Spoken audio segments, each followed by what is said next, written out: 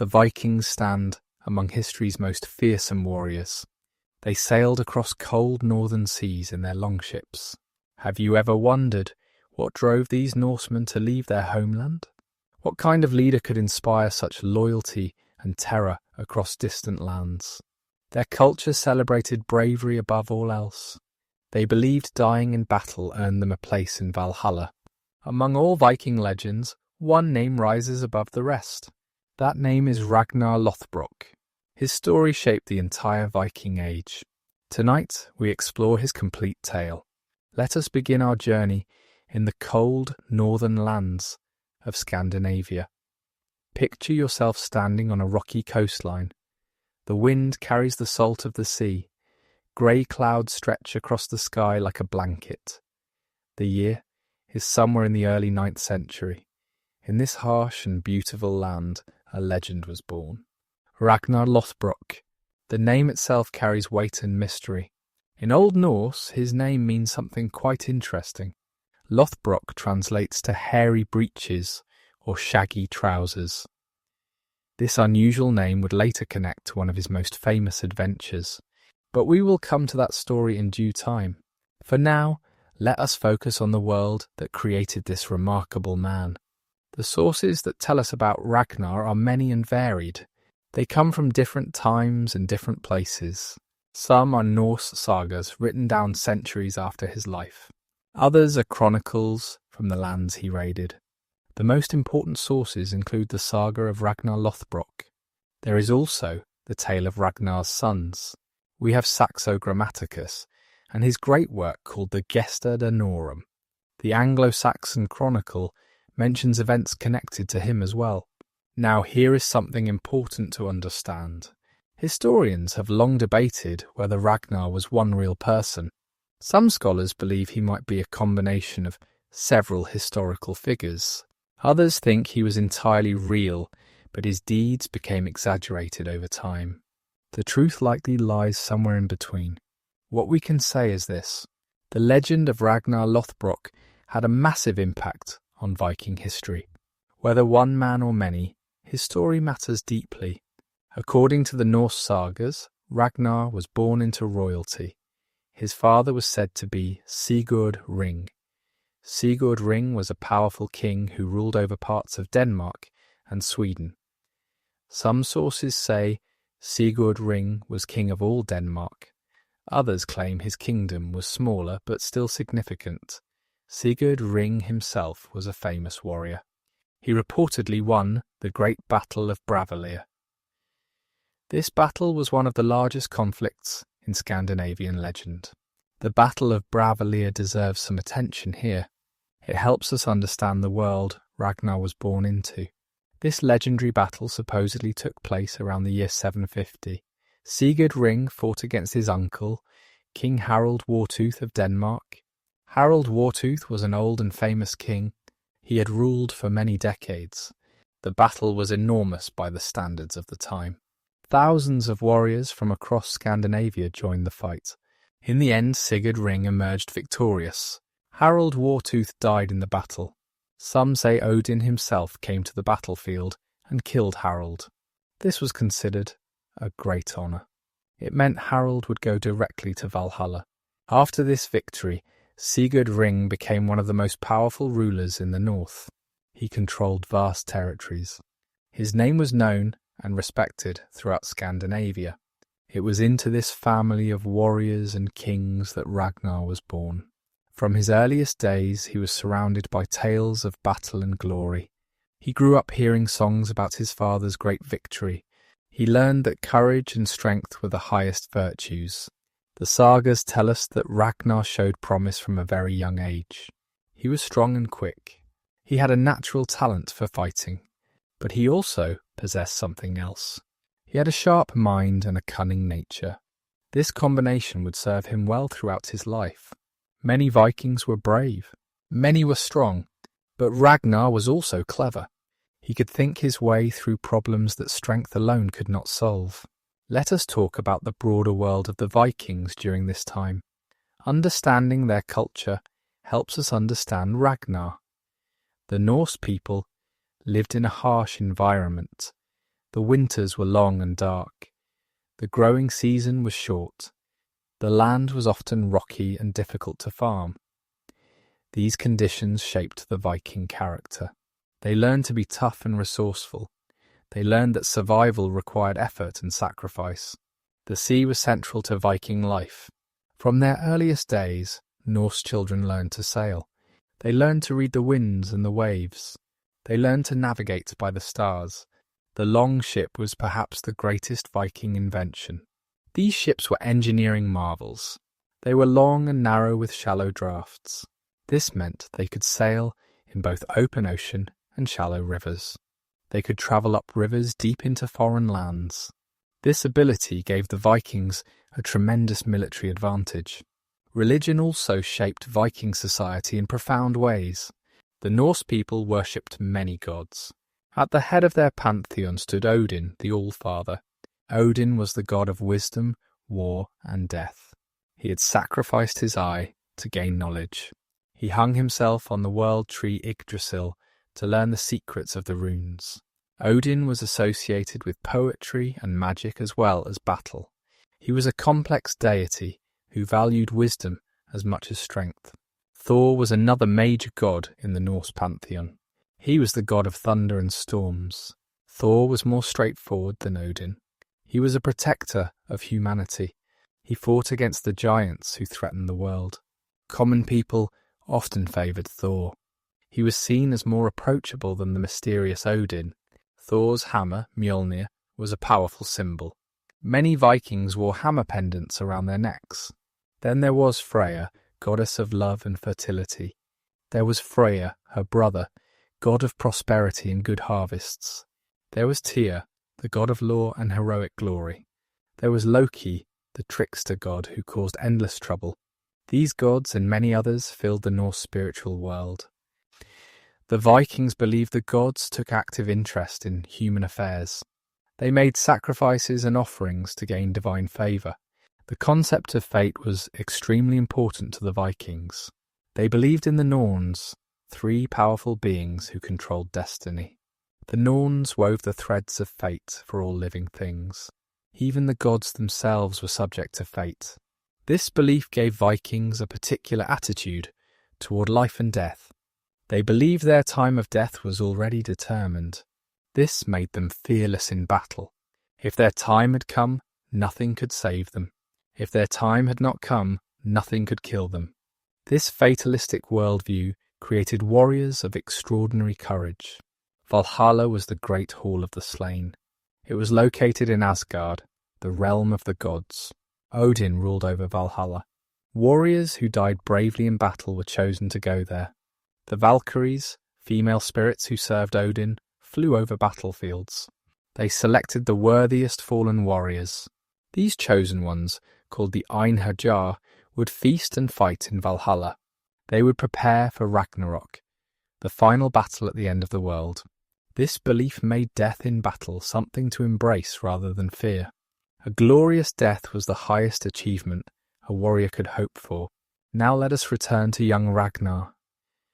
Growing up in this culture shaped him completely. He absorbed these beliefs and values from childhood. He learned that courage was everything. He learned that a man's reputation was his most precious possession. He learned that the gods favoured the bold. He learned that a good death was better than a long life of cowardice. The sagas describe Ragnar as exceptionally handsome. He had striking features that drew attention. He was tall and well built, as befitting a warrior. His eyes were said to be particularly memorable. Some accounts describe them as piercing blue. Others say they held an unusual intensity. When Ragnar looked at someone, they felt the weight of his gaze. This physical presence added to his natural authority. But Ragnar was not merely a pretty face or a strong arm. From early on, he showed signs of greatness. He was curious about the world beyond Scandinavia. He asked questions about distant lands.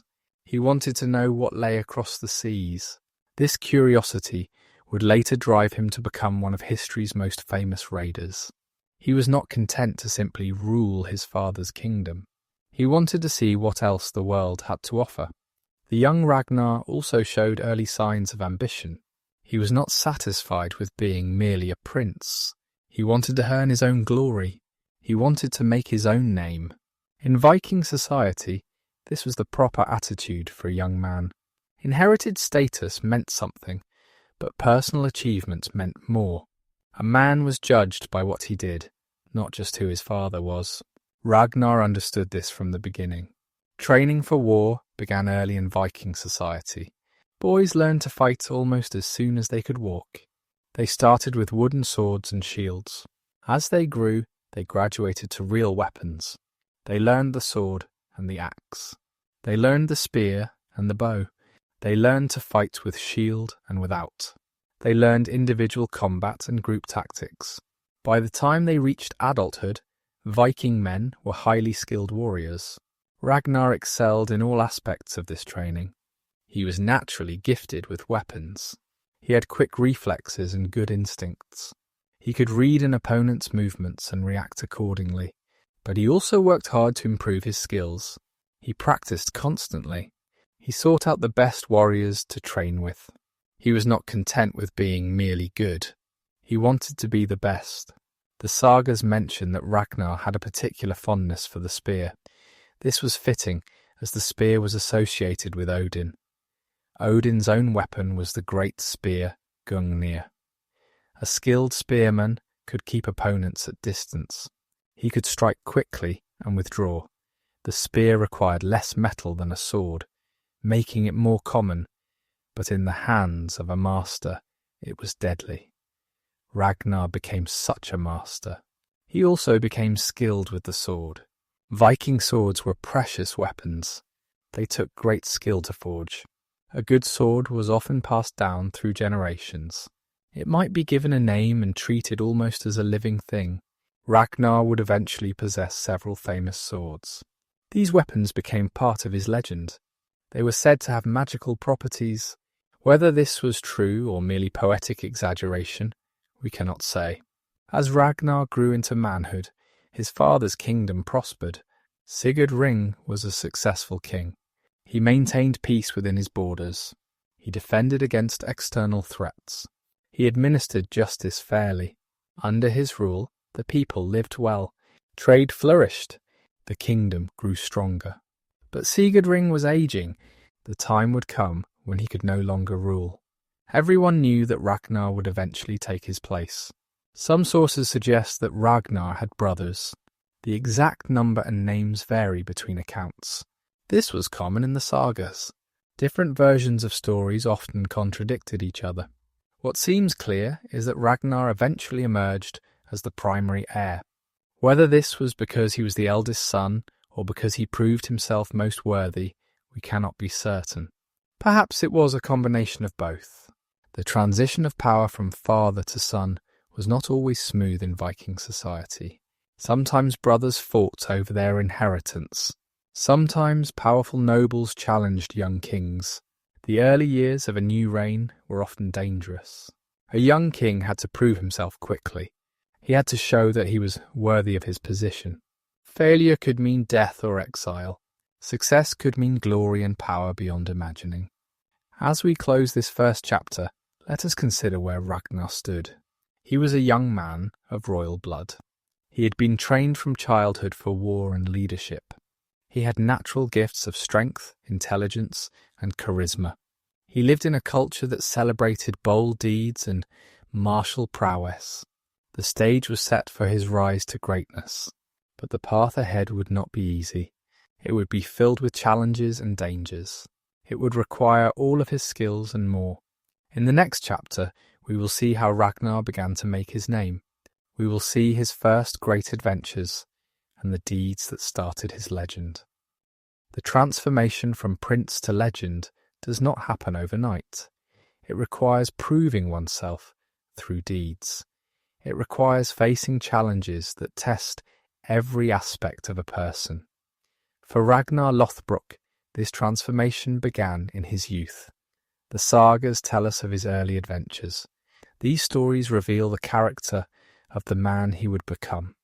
One of the first challenges Ragnar faced was establishing his authority. Even as a prince, he could not simply command respect. He had to earn it. Viking society was not fully hierarchical in the way later medieval kingdoms would be. Personal reputation mattered enormously. A leader had to demonstrate his worth constantly. His followers chose to follow him because they believed in him. If he failed to live up to expectations, they could choose someone else. Ragnar understood this dynamic perfectly. He knew that he needed to build his reputation through action. Sitting safely in his father's hall would not accomplish this. He needed to go out into the world. He needed to face dangers and overcome them. He needed to win victories that people would talk about.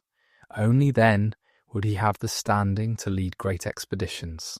The sagas describe Ragnar's early raids along the Scandinavian coast. These were relatively small affairs compared to what would come later. Young warriors often joined together for such expeditions. They would target wealthy trading posts or isolated settlements. The goals were twofold. First, they sought plunder to enrich themselves. Second, and perhaps more importantly, they sought glory. A successful raid added to a warrior's reputation. It proved his courage and skill. Ragnar quickly distinguished himself on these early raids. He was always among the first to leap from the ship.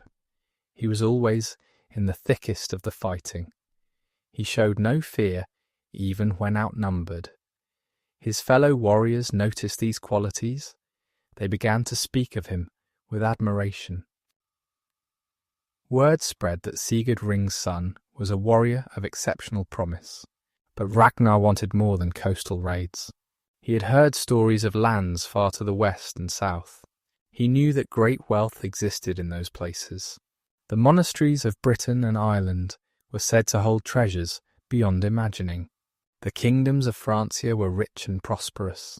These targets called to Ragnar's ambition. He began to dream of leading great expeditions to these distant shores. Before he could pursue such dreams, however, Ragnar had to deal with matters closer to home. The political situation in Scandinavia was complex. Various petty kings and jarls competed for power. Alliances shifted constantly. A wise leader had to navigate these treacherous waters carefully. Ragnar showed early skill in this area as well. He knew when to fight and when to negotiate.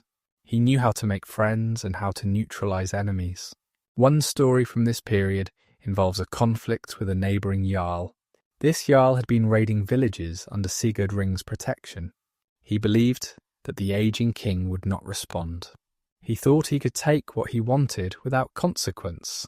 He was wrong. Ragnar gathered a force of warriors and sailed to confront the jarl.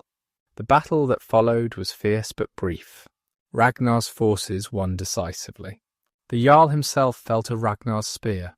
This victory sent a clear message. The house of Sigurd Ring was not to be trifled with. The young prince would defend his family's honour. After this victory, Ragnar's reputation grew significantly. Warriors began seeking him out. They wanted to join his warband. They saw in him a leader who could bring them glory and wealth. Ragnar was selective about who he accepted. He wanted only the best fighters. He wanted men who were brave, but also disciplined. A wild berserker might be useful in battle, but he could also cause problems. Ragnar preferred warriors who could follow orders and work together. The warband that Ragnar assembled became legendary in its own right. These men were bound to Ragnar by oaths of loyalty. They would follow him anywhere. They would fight any enemy. In return, Ragnar shared his plunder generously with them. He treated them with respect. He listened to their counsel. This combination of strong leadership and fair treatment inspired fierce devotion. Let us pause here to discuss the structure of Viking warbands. Understanding this helps us appreciate Ragnar's achievement. A warband was not like a modern army. There was no formal chain of command. There were no official ranks. Instead, the band was held together by personal loyalty to the leader. The leader earned this loyalty through his actions. He had to be brave in battle. He had to be generous with treasure. He had to be wise in his decisions. If he failed in any of these areas, his followers might abandon him. The relationship between a leader and his warriors was almost like family. They lived together, fought together, and feasted together. They shared dangers and rewards equally. A good leader knew each of his men personally. He knew their strengths and weaknesses. He knew their families and their stories. This personal connection created bonds stronger than any formal obligation. Ragnar excelled at building these bonds. He remembered every warrior's name. He knew their histories and their ambitions. He celebrated their victories and mourned their losses. His men loved him for this attention. They felt valued and respected. They would have followed him into the jaws of Fenrir himself. As Ragnar's warband grew, so did his ambitions. He began planning larger expeditions. He wanted to raid the wealthy lands across the sea. But such expeditions required more than just warriors. They required ships. Building a fleet was expensive and time-consuming. Ragnar needed resources that he did not yet possess. This is where Ragnar's cunning came into play. He could not simply demand ships from his father. That would make him seem dependent and weak. Instead, he found ways to acquire what he needed through his own efforts. He used the plunder from his raids to commission new ships. He made alliances with shipbuilders and craftsmen. He traded favours and promises. Slowly but surely, he assembled a small fleet. The longships that Ragnar gathered were marvels of engineering. We should take a moment to appreciate these vessels. They were built using a technique called clinker construction. Overlapping planks were riveted together to form the hull. This made the ships both strong and flexible. They could bend with the waves rather than fighting against them. This flexibility allowed them to survive storms that would destroy other ships. The design of the longship was perfected over centuries.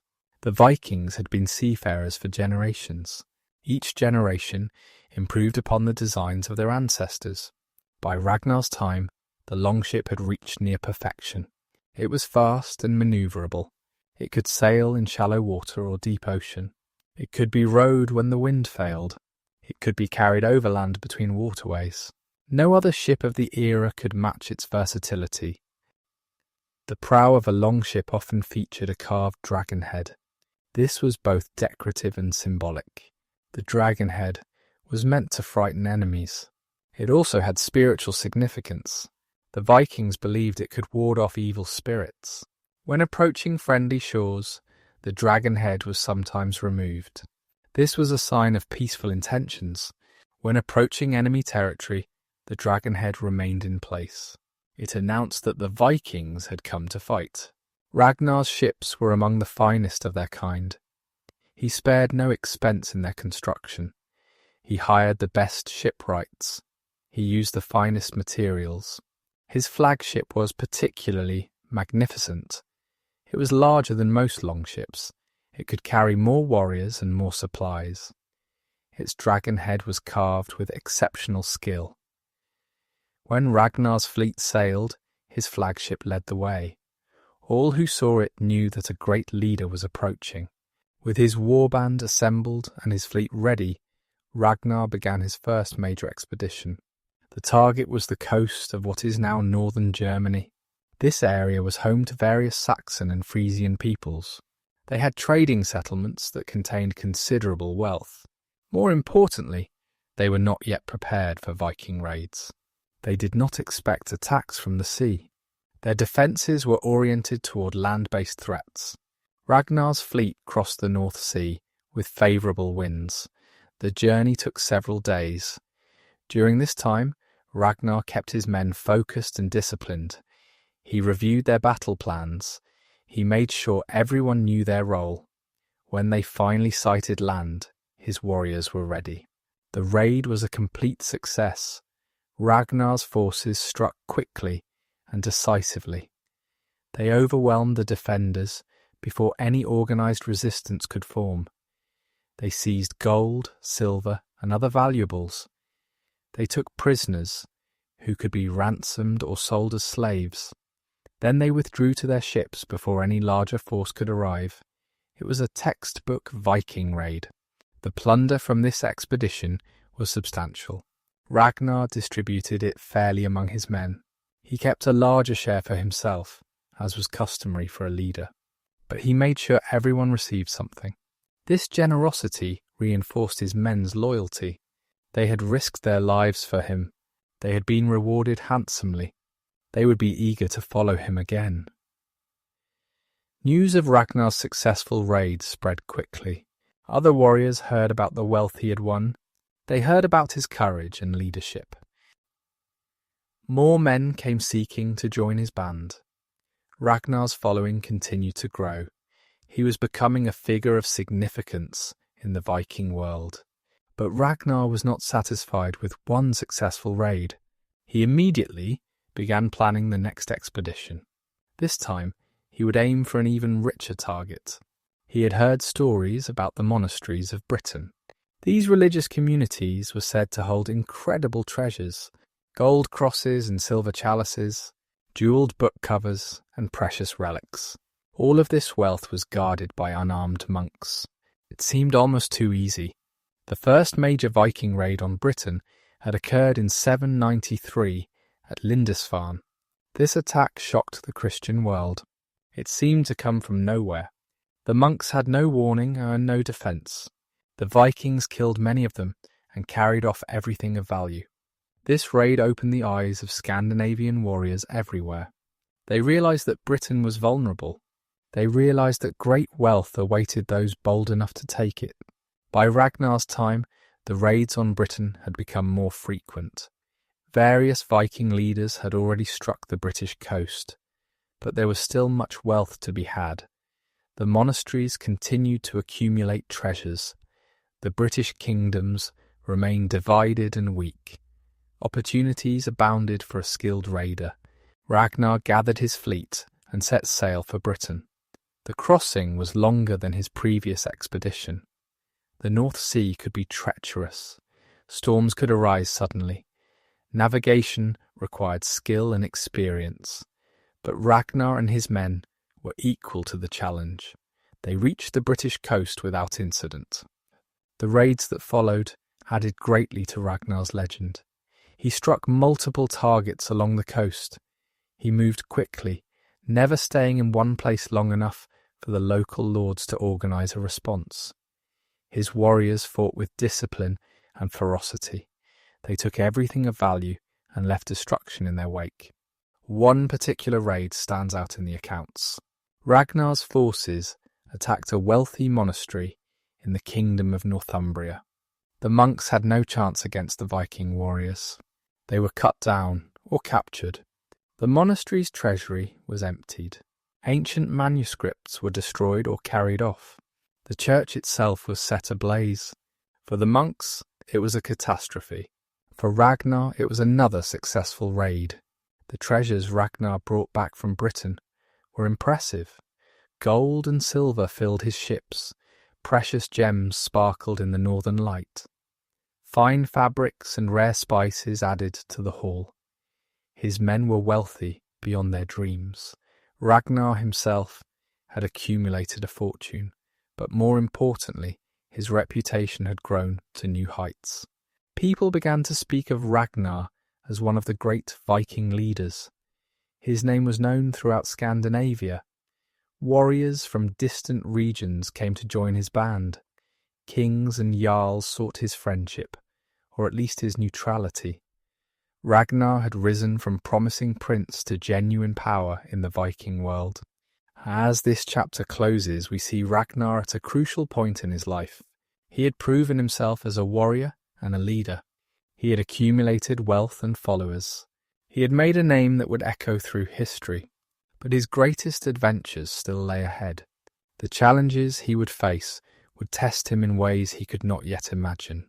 In the next chapter, we will explore one of the most famous stories from his legend. We will see how Ragnar earned his unusual name. We will witness his battle with the serpent. Among all the tales told about Ragnar Lothbrok, one stands above the rest in fame. This is the story of how he earned his name. It is a tale of courage, cleverness, and a monstrous serpent. Whether this story is historical fact or mythological embellishment, we cannot say for certain. What we can say is that it captures the essence of Ragnar's character. It shows us why he became such an enduring legend. The story begins in a kingdom called Götaland. This region was located in what is now southern Sweden.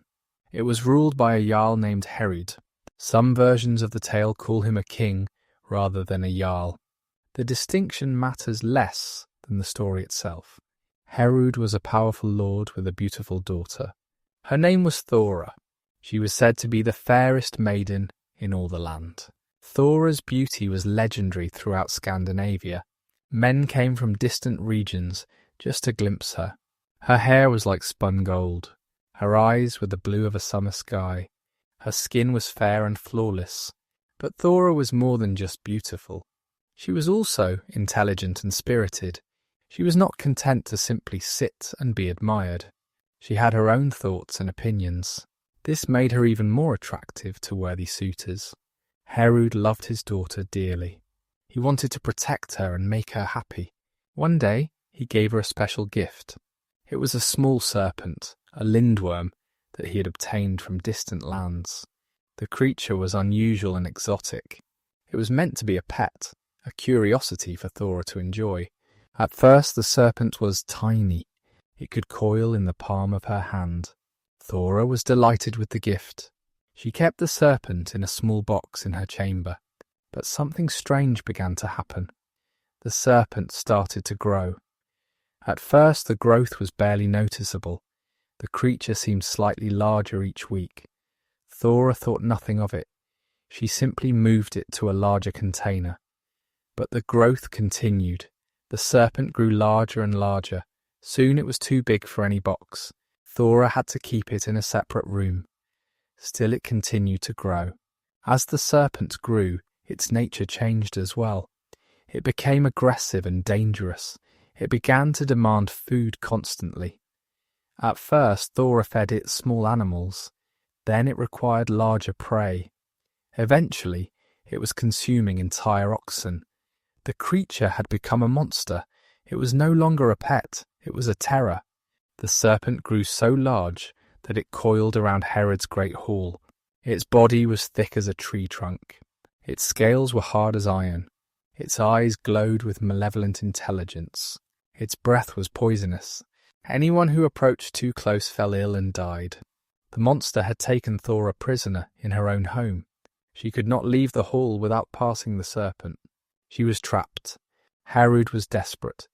He loved his daughter, but he could not defeat the serpent himself. His warriors were brave, but none could approach the monster without dying from its poisonous breath. The situation seemed hopeless. Thora would remain a prisoner forever, or until the serpent decided to devour her. In his desperation, Herod made a proclamation. He announced it throughout his kingdom and beyond. Whoever could slay the serpent would receive a great reward. That reward would be Thora herself. The hero who killed the monster would marry the beautiful princess. He would also receive half of Herod's kingdom. It was an offer that would tempt any ambitious warrior. News of this proclamation spread quickly. It reached the ears of many brave men. Some came to try their luck against the serpent. All of them failed. Some died from the poisonous breath before they could even strike a blow. Others managed to wound the creature, but could not kill it. The serpent's scales were too tough. Their weapons could not penetrate its hide. One by one the would-be heroes fell. The serpent remained. Thora remained a prisoner. Eventually, word of the serpent reached Ragnar. He was still a young man at this time. He had not yet achieved the fame he would later possess, but he was already known as a promising warrior. When he heard about the serpent and the reward, he was intrigued. Here was a challenge worthy of his ambitions. Here was an opportunity to prove himself in a way that no ordinary raid could match. Ragnar decided to attempt what so many others had failed. He would slay the serpent and win the princess, but he was not foolish. He knew that strength alone would not be enough. The serpent's poisonous breath had killed warriors far stronger than him. He needed to find a way to protect himself from the poison. He needed to think his way through this problem. This is where Ragnar's cleverness came into play. He devised a plan that was both simple and brilliant. He would create special clothing that would protect him from the serpent's breath. He ordered his servants to make him a coat and trousers of unusual design. They were made from animal hide, but that was not what made them special. Ragnar had the clothing boiled in pitch. Then he had it rolled in sand. The result was armour of a sort. The pitch made the clothing stiff and somewhat waterproof. The sand added an extra layer of protection. When worn, this strange outfit would shield the wearer from many hazards. Most importantly, Ragnar believed it would protect him from the serpent's poisonous breath. The pitch and sand would create a barrier between him and the venom. When the clothing was ready, Ragnar dressed himself. He must have looked quite strange. His trousers were stiff and covered in grit. His coat was heavy and uncomfortable. But Ragnar did not care about appearances. He cared about survival. He cared about victory. He picked up his spear and his shield and set out for Herod's Hall. The journey to Gotaland took several days. Ragnar travelled with a small group of companions. They were loyal men who had followed him on previous adventures. They would wait outside while Ragnar faced the serpent alone. This was his challenge to meet, his glory to win or lose. When Ragnar arrived at Herod's Hall, he saw the serpent for the first time. The sight was terrifying. The creature was enormous. Its coils wrapped around the entire building. Its scales gleamed in the sunlight. Its eyes fixed on Ragnar with cold hunger. A lesser man might have fled at the sight. Ragnar stood his ground. The people of the hall watched from a safe distance. They had seen many warriors come to challenge the serpent. They had seen all of them fail. They expected this strange young man in his sandy clothes to meet the same fate. Some pitied him. Others were simply curious to see how he would die. Ragnar approached the serpent slowly. He kept his shield raised and his spear ready. The serpent watched him come. It did not attack immediately. It seemed to be assessing this new challenger. Perhaps it sensed that this one was different from the others. When Ragnar came within striking distance, the serpent attacked. It opened its great jaws and breathed out a cloud of poison. The vapour was thick and green. It smelled of death and corruption. Any normal man would have fallen immediately. But Ragnar was not a normal man. He was protected by his pitch-covered clothing. The poison swirled around him, but could not penetrate his armour. He remained standing. The serpent seemed surprised. This had never happened before. Every other challenger had fallen to its breath, but this one remained on his feet. The creature tried again, breathing out an even larger cloud of poison. Still Ragnar stood. The pitch and sand did their work. The venom could not reach his skin. Now it was Ragnar's turn to attack. He raised his spear and hurled it with all his strength. The weapon flew true. It struck the serpent in a gap between its scales. The creature roared in pain and rage. It thrashed its massive body. The ground shook with its movements, but the wound was not fatal. The serpent still lived. Ragnar drew his sword. He would have to finish this fight at close quarters. He advanced on the wounded serpent. The creature struck at him with its fangs. Ragnar dodged and parried. He was quicker than the monster. He landed blow after blow on its body. Each strike found the gaps in its armour. Blood flowed from a dozen wounds. The battle was long and exhausting. The serpent was incredibly tough. Even wounded, it fought with desperate fury. Ragnar had to use every bit of his skill and strength. He had to avoid the snapping jaws and the crushing coils. He had to find opportunities to strike while protecting himself. It was the hardest fight of his life. Finally, Ragnar saw his chance. The serpent reared back to strike. For just a moment, its throat was exposed. Ragnar thrust his sword upward with all his might. The blade sank deep into the creature's flesh. It pierced the serpent's heart. The monster let out one final terrible cry, then it collapsed. The serpent was dead. Ragnar stood over his fallen enemy. He was covered in blood, both his own and the serpent's. He was exhausted beyond measure, but he had won. He had done what no other warrior could do. He had slain the monster. The people who had been watching erupted in cheers. They rushed forward to congratulate the hero. They could hardly believe what they had witnessed. Herud himself came to greet Ragnar. The old Jarl was overcome with emotion. Tears streamed down his weathered face. His daughter was finally free. The nightmare that had gripped his household was over. He embraced Ragnar like a son. He thanked him again and again. He called him the greatest hero in all the land. But Herod was also curious about something. He looked at Ragnar's strange clothing. The pitch-covered garments were now torn and battered from the fight. Sand still clung to them in patches. Herod asked about these unusual trousers. Ragnar explained his clever plan. He told how he had boiled the clothing in pitch and rolled it in sand. He described how this had protected him from the serpent's poisonous breath. Herod laughed with delight at this explanation. He declared that Ragnar should be known by a new name. From this day forward, he would be called Lothbrok. This meant hairy breeches or shaggy trousers in the Old Norse tongue. It was a reference to the strange clothing that had saved his life. Ragnar accepted this name with pride. It would become the name by which history remembered him.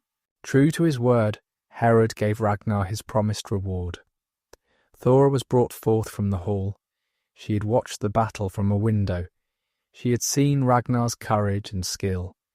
She had seen him triumph where so many others had failed. When she looked upon her rescuer, she felt her heart stir. Here was a man worthy of her love. Ragnar, for his part, was struck by Thora's beauty. The stories had not exaggerated. She was indeed the fairest maiden he had ever seen. But he also sensed something more in her. He saw intelligence in her eyes. He saw spirit in her bearing. This was not merely a pretty prize to be won. This was a woman who could stand beside him as an equal. The wedding was arranged quickly. Herod wanted to celebrate while the joy was still fresh. He also wanted to honour his word without delay. The ceremony was grand and magnificent. Guests came from across Scandinavia. They came to see the hero who had slain the serpent. They came to witness his marriage to the beautiful Thora. Feasting and celebration lasted for many days. After the wedding, Ragnar and Thora settled into married life. Herod gave them lands and wealth as promised. Ragnar now had his own domain to rule. He was no longer merely a prince in his father's kingdom. He was a lord in his own right. This independence suited him well. He could pursue his ambitions without needing anyone's permission. The marriage between Ragnar and Thora was happy. They were well matched in temperament and spirit. Thora was not content to simply manage the household. She took interest in Ragnar's plans and adventures. She offered counsel when he faced difficult decisions. Ragnar valued her opinions. He found that she often saw things he had missed. Together, they had children. The sagas mention 2 sons from this union. Their names were Eirik and Agnar. These boys grew up hearing tales of their father's heroism. They heard how he had slain the great serpent. They heard how he had won their mother's hand. From their earliest days they wanted to be like him. They wanted to become great warriors themselves. Ragnar continued his raiding during this period. He led expeditions to Britain and the continent. Each successful raid added to his wealth and reputation. His war band grew larger and more formidable. Other Viking leaders began to see him as a rival. Some sought alliance with him. Others watched him warily, wondering if he would eventually challenge them. But happiness, as we know, does not last forever. Tragedy struck Ragnar's household. Thora fell ill with a mysterious sickness. The healers could do nothing to help her. Despite all their efforts, she grew weaker day by day. Ragnar was devastated. He had faced monsters and armies without fear, but he could not fight this invisible enemy. He could only watch helplessly as his beloved wife faded away. Thora died after a short illness. The exact nature of her sickness is not recorded in the sagas. Some have speculated it was plague, others suggest complications from childbirth. Whatever the cause, the result was the same. Ragnar lost the woman he loved. His sons lost their mother. The household was plunged into grief. Ragnar mourned deeply for Thora. He had loved her truly. Their time together had been the happiest of his life. Now that happiness was gone. He withdrew from his usual activities. He stopped planning raids. He spent long hours alone, lost in sorrow. His followers worried about him. They had never seen their leader so diminished. But Ragnar was not a man to remain broken forever. Slowly, he began to recover. The pain of loss never fully disappeared, but he learned to carry it. He found purpose again in his ambitions. He returned to leading his men. He began planning new expeditions. Life continued, even in the shadow of grief. The death of Thora marked the end of one chapter in Ragnar's life, but it also set the stage for what came next. Ragnar would eventually marry again. He would have more sons who would become legends in their own right.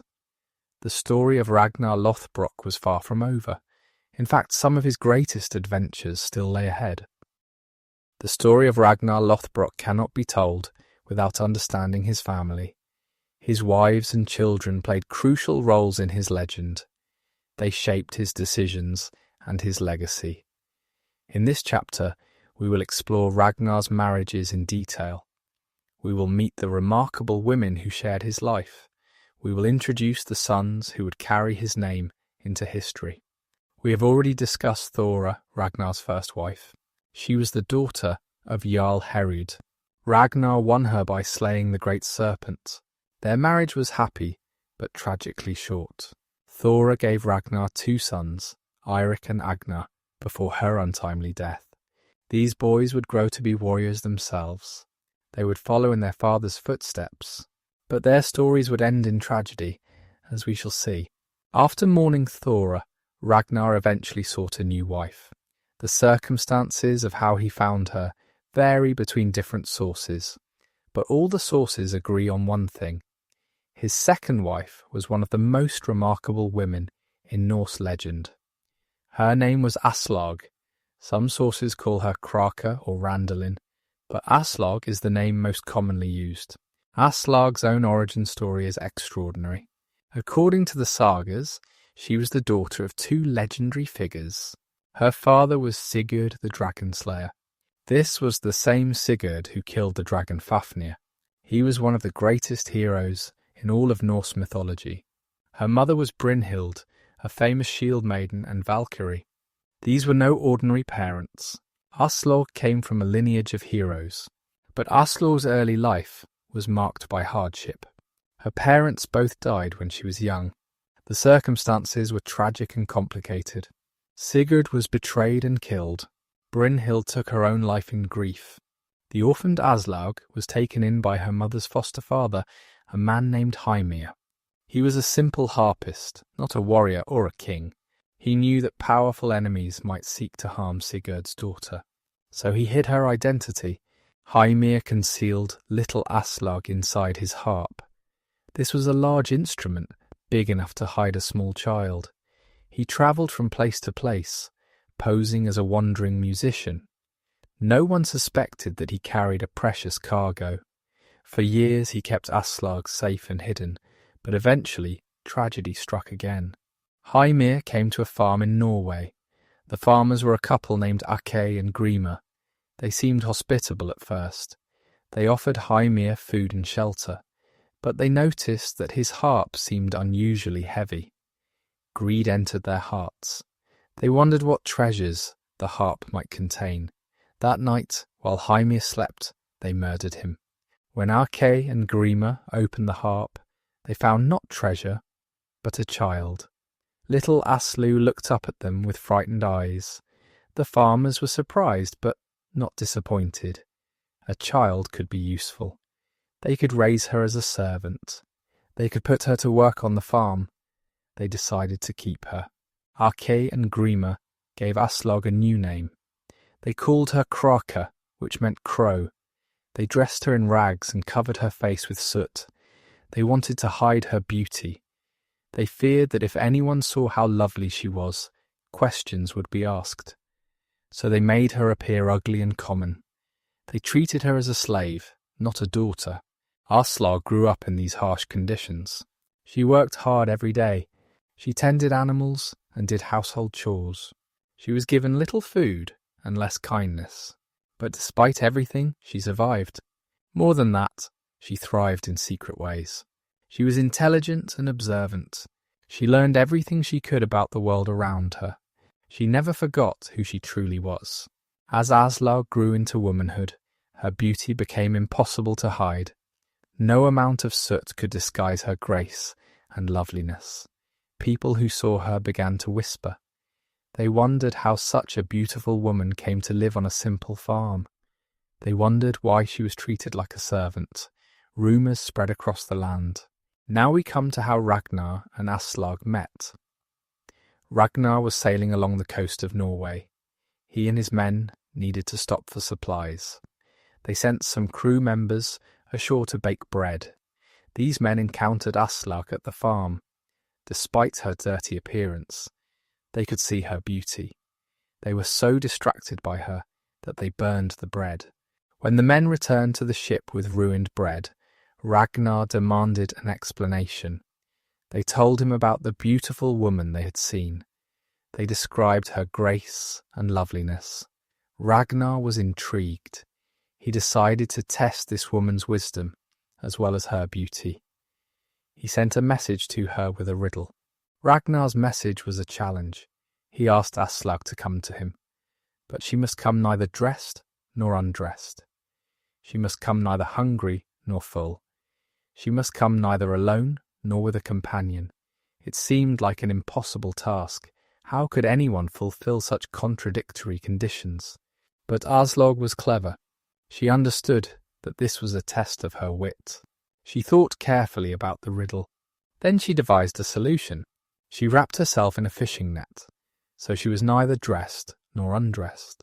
She tasted an onion but did not swallow it, so she was neither hungry nor full. She brought a dog with her, so she was neither alone nor with a human companion. She had solved the riddle perfectly. When Aslaug appeared before Ragnar, he was impressed. Her solution showed remarkable intelligence. Her beauty, now that she was cleaned up, was stunning. Ragnar felt drawn to her immediately.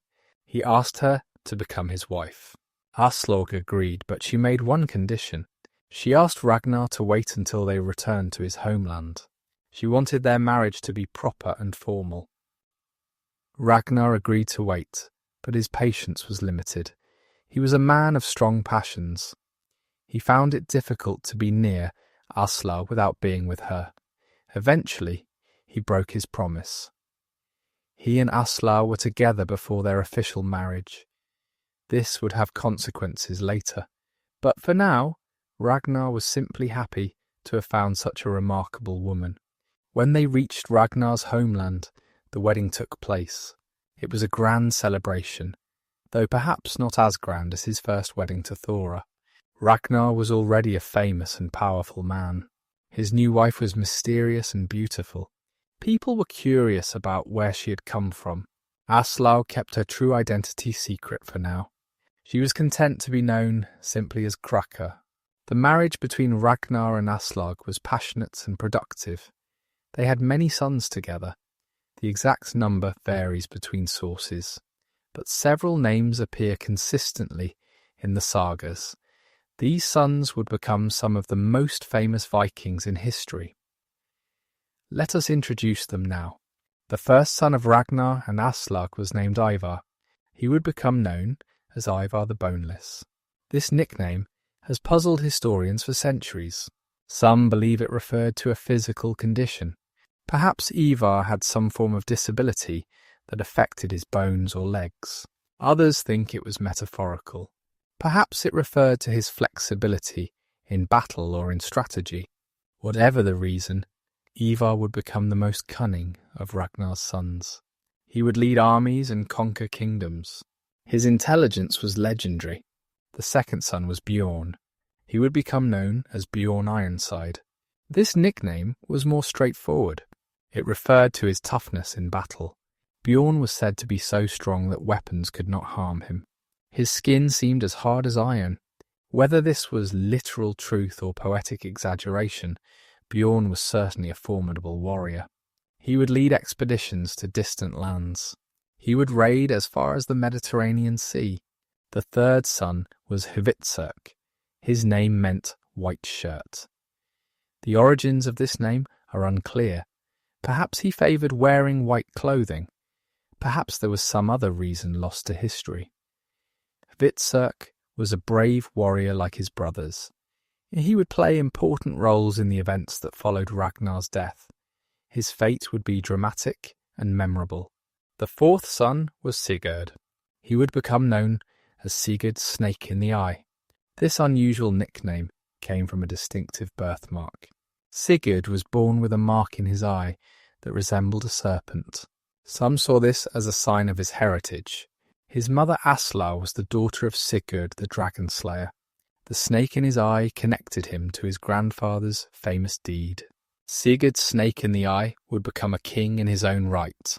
He would rule over parts of Denmark and Norway. The fifth son was Ubbe or Ubbe. He is sometimes mentioned separately from the others. Ubbe would become a fierce warrior. He would participate in the great invasion of England. His name would be feared across the British Isles. He would meet his end in battle, fighting to the last. These 5 sons, along with Eirik and Agnar from Ragnar's first marriage, made up the famous sons of Ragnar Lothbrok. Together, they would shake the foundations of European kingdoms. They would lead the great heathen army. They would avenge their father's death in spectacular fashion. But we are getting ahead of ourselves. For now, let us return to Ragnar and his growing family. Life in Ragnar's household was busy and chaotic. With so many sons, there was never a quiet moment. The boys were competitive from an early age. They constantly tried to outdo each other. They competed in fighting, in hunting, in everything. Ragnar encouraged this competition. He believed it would make them stronger. He wanted his sons to be the greatest warriors of their generation. Aslaug proved to be an excellent mother. She raised her sons with care and wisdom. She taught them not just to fight but to think. She passed on the intelligence that was her greatest gift. The sons of Aslaug were known for their cunning as well as their courage. This was largely her influence. She shaped them into the leaders they would become.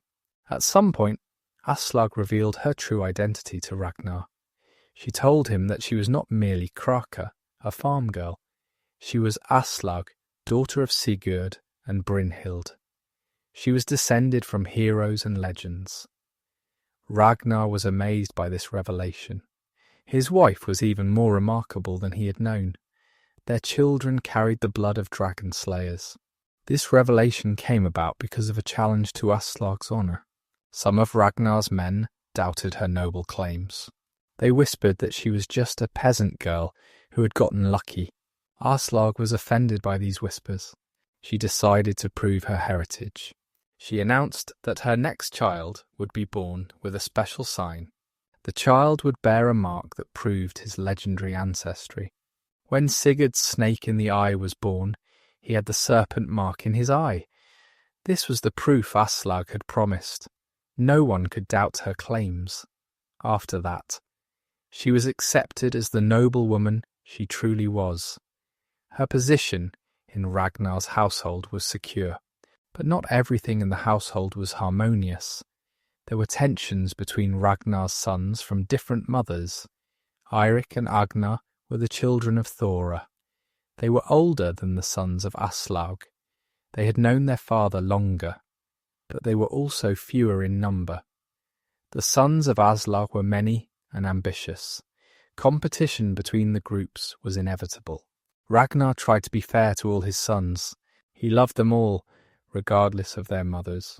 He wanted them to work together, not against each other. But sibling rivalry is a powerful force. The sons of Ragnar would never be completely united. They would cooperate when necessary.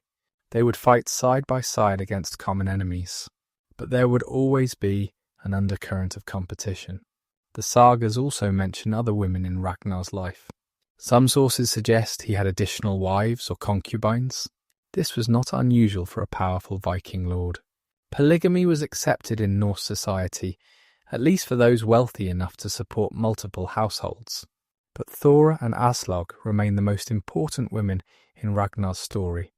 They were the mothers of his famous sons. They were the loves of his life. As Ragnar's sons grew older, they began to join him on raids. This was the traditional way for young Vikings to learn their craft. They would start with smaller roles. They would watch and learn from experienced warriors. Gradually, they would take on more responsibility. Eventually, they would lead their own expeditions. Ragnar was proud of his sons' development. He saw great potential in each of them. Ivar had a brilliant strategic mind. Bjorn had incredible physical strength and endurance. Hvitserk was brave and loyal.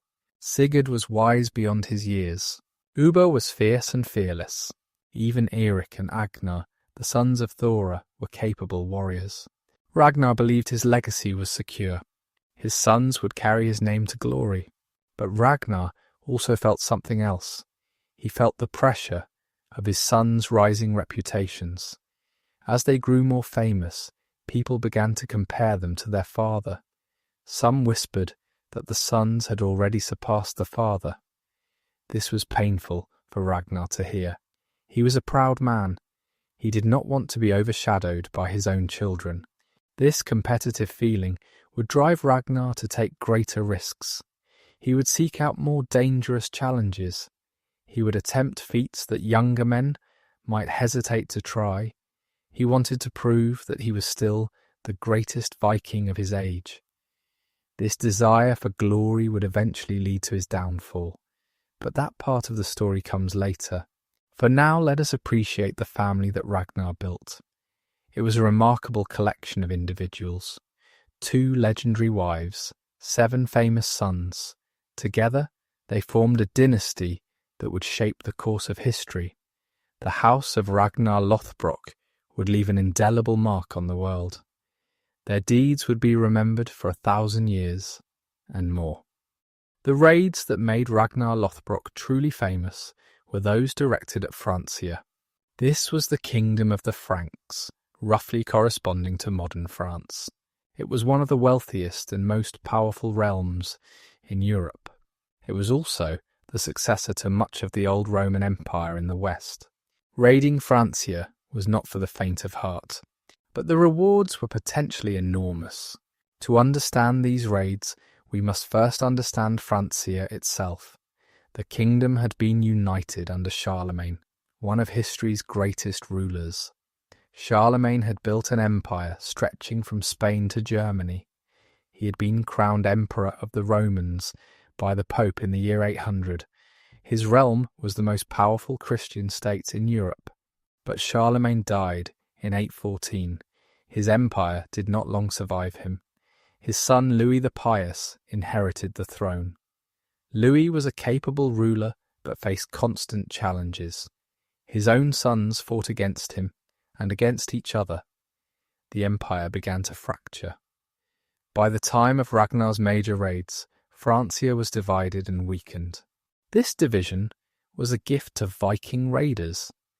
A united Francia could have mounted effective defences. A divided Francia could not coordinate its response. Different regions had to fend for themselves. Local lords were often more concerned with their rivals than with foreign invaders. The Vikings exploited these weaknesses mercilessly. Ragnar was not the first Viking to raid Francia. Norse raiders had been attacking the Frankish coast for decades. They struck monasteries and trading posts along the rivers. They took advantage of Francia's long coastline and navigable waterways. The Franks had no effective navy to stop them. The Vikings could strike almost anywhere with impunity, but Ragnar's raids were different in scale and ambition. Previous raids had been relatively small affairs. A few ships would attack a coastal target and withdraw. Ragnar planned something far more ambitious. He wanted to strike at the heart of Francia itself. He wanted to attack Paris. Paris in the 9th century was already an important city. It was not yet the capital of France. That distinction belonged to other cities at different times. But Paris was wealthy and prestigious. It sat on the Seine River, a major waterway that connected the coast to the interior. Whoever controlled Paris controlled a vital strategic position. The city had ancient roots going back to Roman times. The Romans had called it Lutetia. It had grown steadily over the centuries. By Ragnar's time, it was a significant urban centre. Churches and monasteries filled the city. Merchants traded goods from across Europe. The wealth concentrated there was considerable. Ragnar began planning his expedition to Paris carefully. This would not be a simple coastal raid. He would need to sail up the Seine River deep into Frankish territory. He would need enough warriors to overcome any resistance. He would need supplies for an extended campaign. The logistics were challenging, but Ragnar was up to the task. He gathered a fleet of over 100 ships. Some sources say the number was even higher. Each ship carried dozens of warriors. The total force numbered in the thousands. This was one of the largest Viking expeditions ever assembled. It was a statement of intent. Ragnar was not coming to nibble at the edges of Francia. He was coming to feast at its heart. The fleet set sail in the year 845. This date is recorded in Frankish chronicles. The sources describe the terror that the approaching Vikings inspired. Messengers raced ahead of the fleet, warning of the coming danger, but there was little that could be done. The Franks had no force capable of stopping such an armada. Ragnar's fleet entered the mouth of the Seine. The ships sailed upriver with the current and the tide. The Vikings passed fortified positions without stopping. They were not interested in minor targets. They had their eyes on the prize. Paris awaited. The journey up the Seine took several days. The river wound through the Frankish countryside. Villages and farms lined its banks. The inhabitants fled at the sight of the Viking fleet. They had heard stories of Norse brutality. They knew what happened to those who resisted. Better to abandon their homes than to face the raiders. Ragnar did not waste time attacking these small settlements. He kept his fleet moving steadily upriver. His goal was Paris, and he would not be distracted. His warriors were disciplined and focused. They knew that greater rewards awaited them in the city. As the fleet approached Paris, the Franks finally attempted to mount a defence. King Charles, known as Charles the Bald, gathered what forces he could. Charles was one of the grandsons of Charlemagne. He ruled the western portion of the divided Frankish Empire. He was not a weak king, but he faced enormous challenges. His kingdom was troubled by internal conflicts. His army was not prepared for this kind of threat. Charles divided his forces to defend both banks of the Seine. This was a tactical error. By splitting his army, he made each half weaker. Ragnar saw the opportunity immediately. He attacked one portion of the Frankish force with overwhelming numbers. The result was a massacre. The battle was brief and brutal. The Viking warriors crashed into the Frankish lines with terrible fury. The Franks fought bravely, but were hopelessly outnumbered. They broke and fled. Many were cut down as they ran. Others drowned trying to cross the river. The Frankish dead numbered in the hundreds. Ragnar captured over 100 prisoners in this battle. He decided to make an example of them. On an island in the Seine, in full view of the remaining Frankish forces, he had the prisoners executed. The method was hanging. One by one the captives were strung up from trees. Their bodies swayed in the wind as a grim warning. This act of terror had its intended effect. The remaining Frankish forces lost all will to fight. They knew they could not defeat the Vikings in battle. They knew what fate awaited them if they were captured. Resistance crumbled. The road to Paris lay open. Ragnar's fleet continued upriver. On March 28, 845, they reached Paris. The date was Easter Sunday, one of the holiest days in the Christian calendar. This was not a coincidence. Ragnar knew that the churches would be full of worshippers. He knew that the city would be focused on religious celebration, not military defence. The timing was deliberately calculated for maximum impact. The Vikings landed and began their assault on the city. The defenders were few and poorly organised. Most of the population fled in panic. Those who could not escape hid in their homes and prayed. The churches offered no sanctuary. The Vikings cared nothing for Christian, holy places. In fact, they specifically targeted religious buildings. That was where the treasure was kept. The sack of Paris was thorough and methodical. The Vikings went from building to building, taking everything of value. Gold and silver church ornaments filled their sacks. Fine fabrics and precious gems joined the haul. Anything that could be carried was taken. Anything that could not be carried was often destroyed. The famous Abbey of Saint-Germain-des-Prés was among the targets. This ancient monastery held considerable wealth. It also held relics of saints, which were enormously valuable to Christians. The Vikings took what they wanted and left the rest in ruins. The monks who had not fled were killed or captured. Similar scenes played out across the city. Church after church was looted. Homes of wealthy citizens were ransacked. The Vikings showed no mercy and no restraint. They had come for plunder, and plunder they would have. Paris had never seen such devastation. King Charles watched helplessly from a safe distance. He had no force capable of driving the Vikings out. His army had been shattered in the earlier battle. Reinforcements would take weeks to arrive. By then, the Vikings would be gone, along with everything they could carry.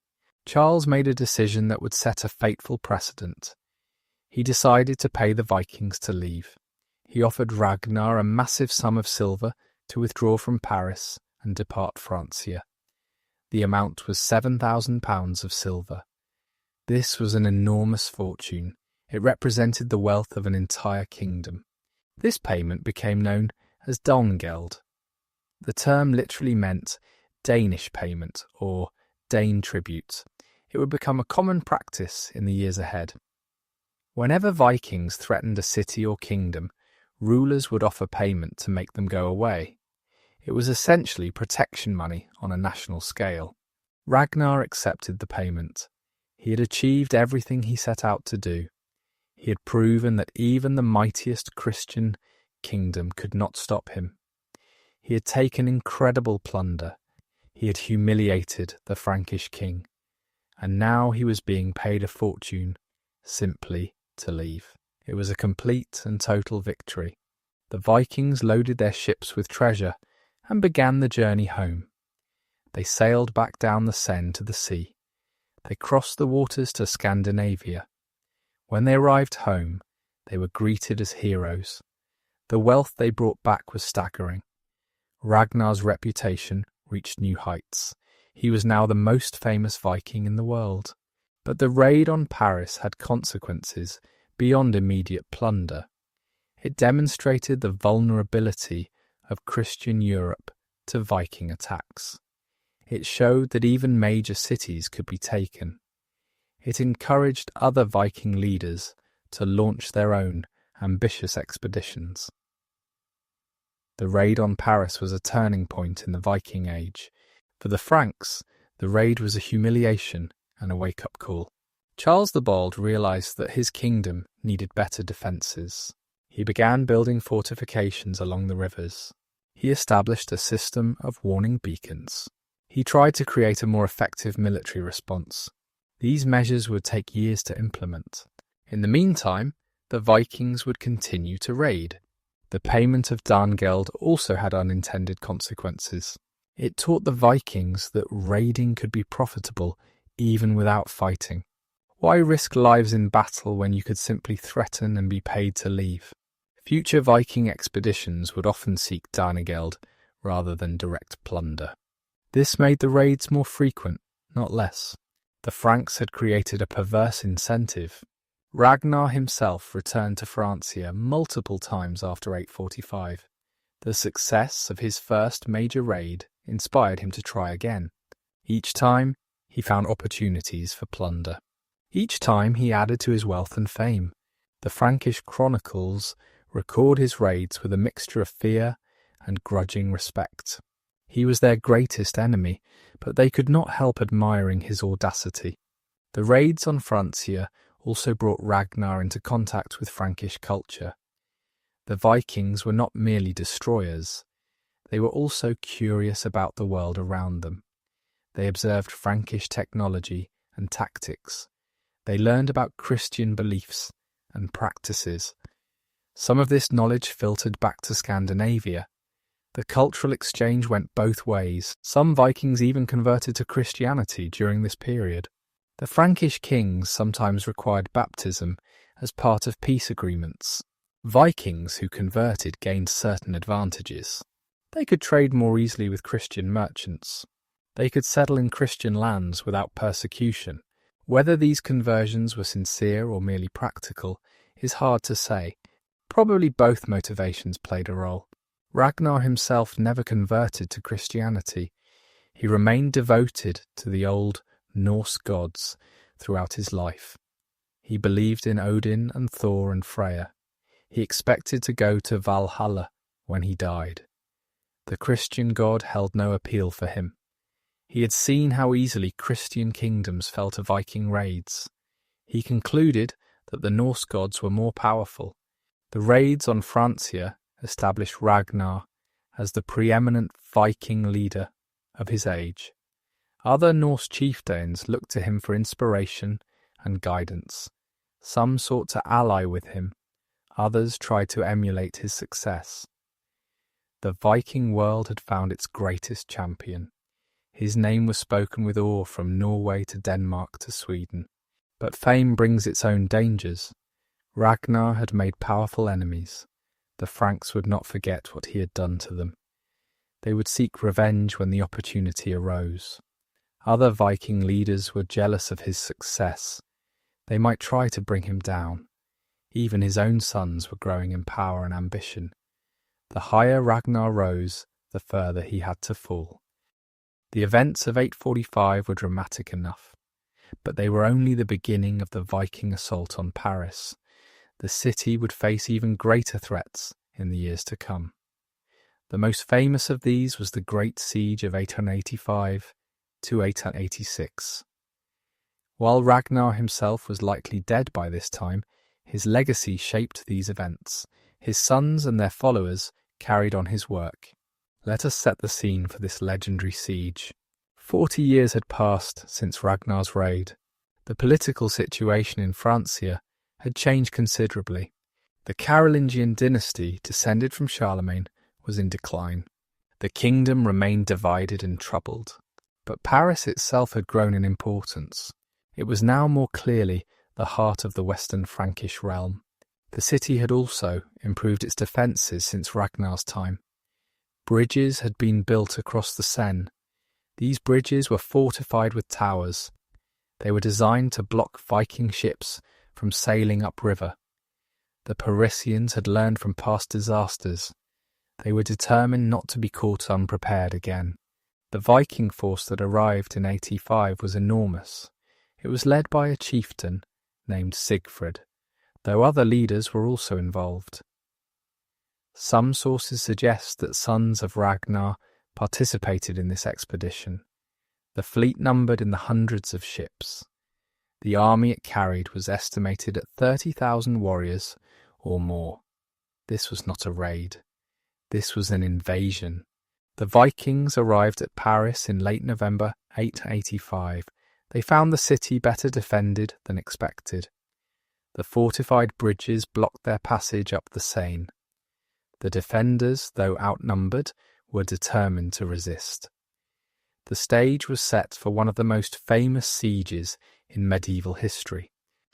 The defence of Paris was led by two remarkable men. The first was Count Odo of Paris. He was a capable military commander who would later become King of the Franks. The second was Bishop Jocelyn of Paris. He was a religious leader who proved equally brave in battle.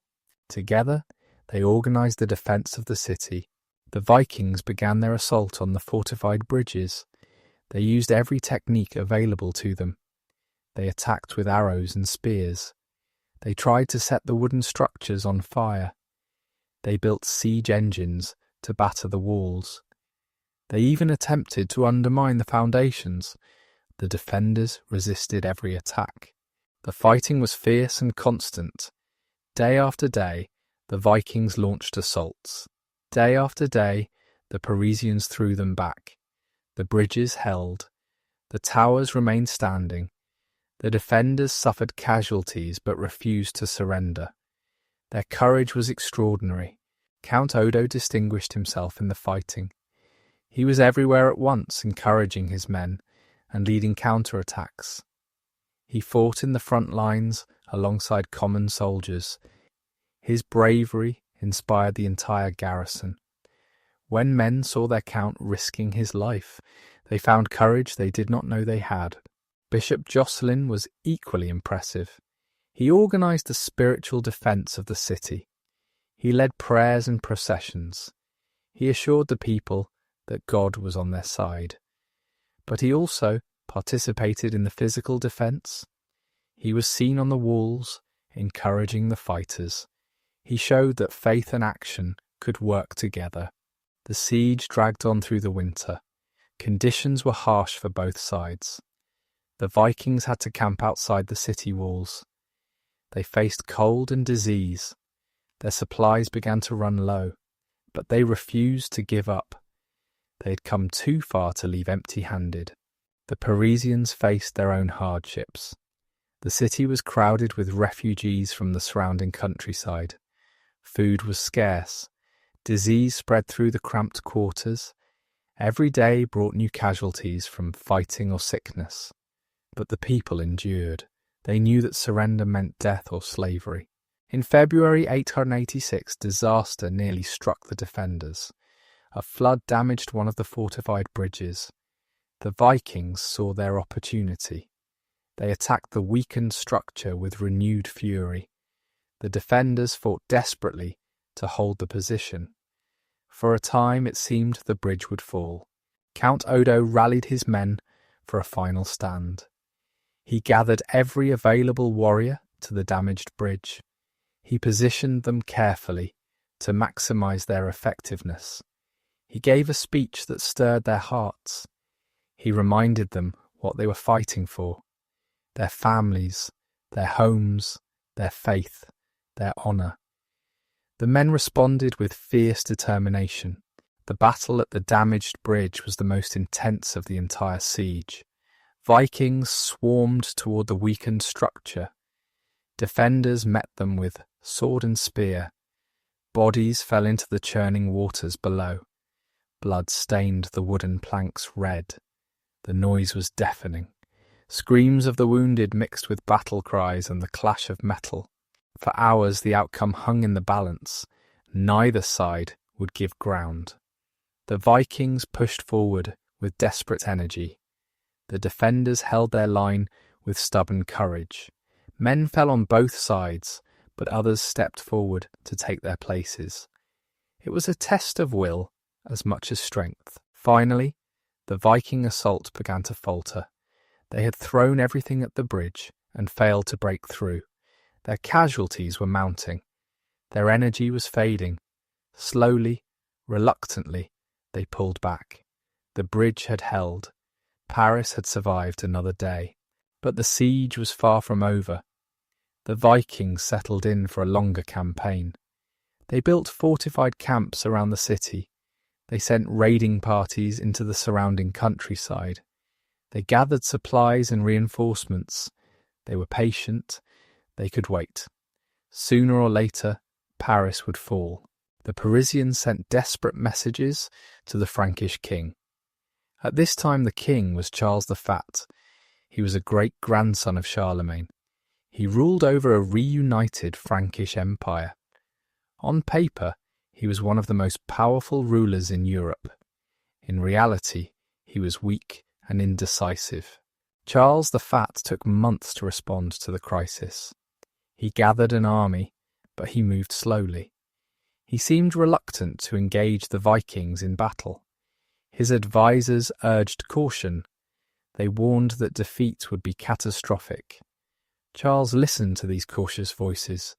He delayed and hesitated while Paris suffered. Finally, in the autumn of 886, Charles arrived with his army.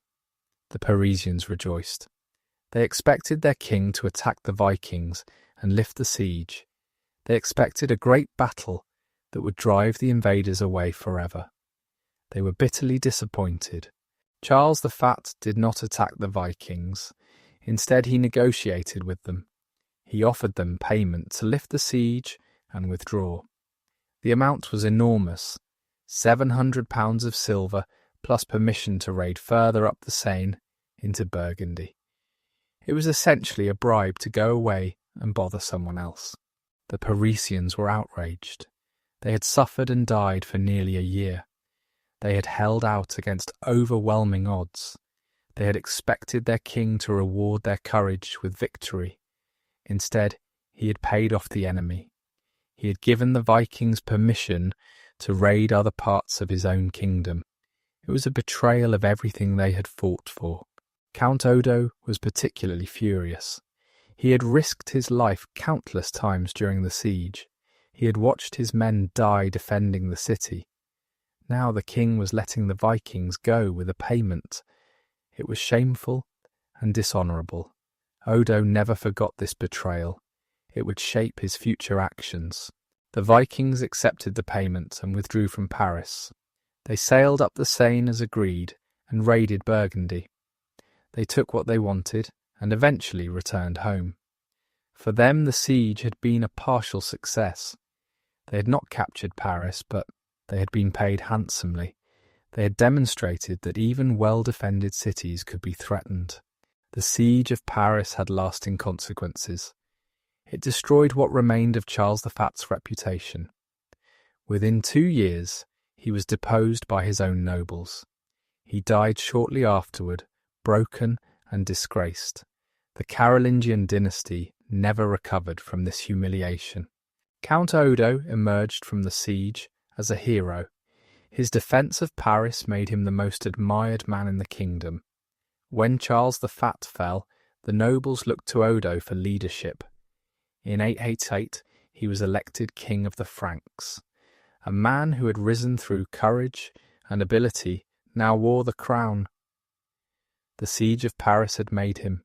The siege also changed how the Franks thought about defence.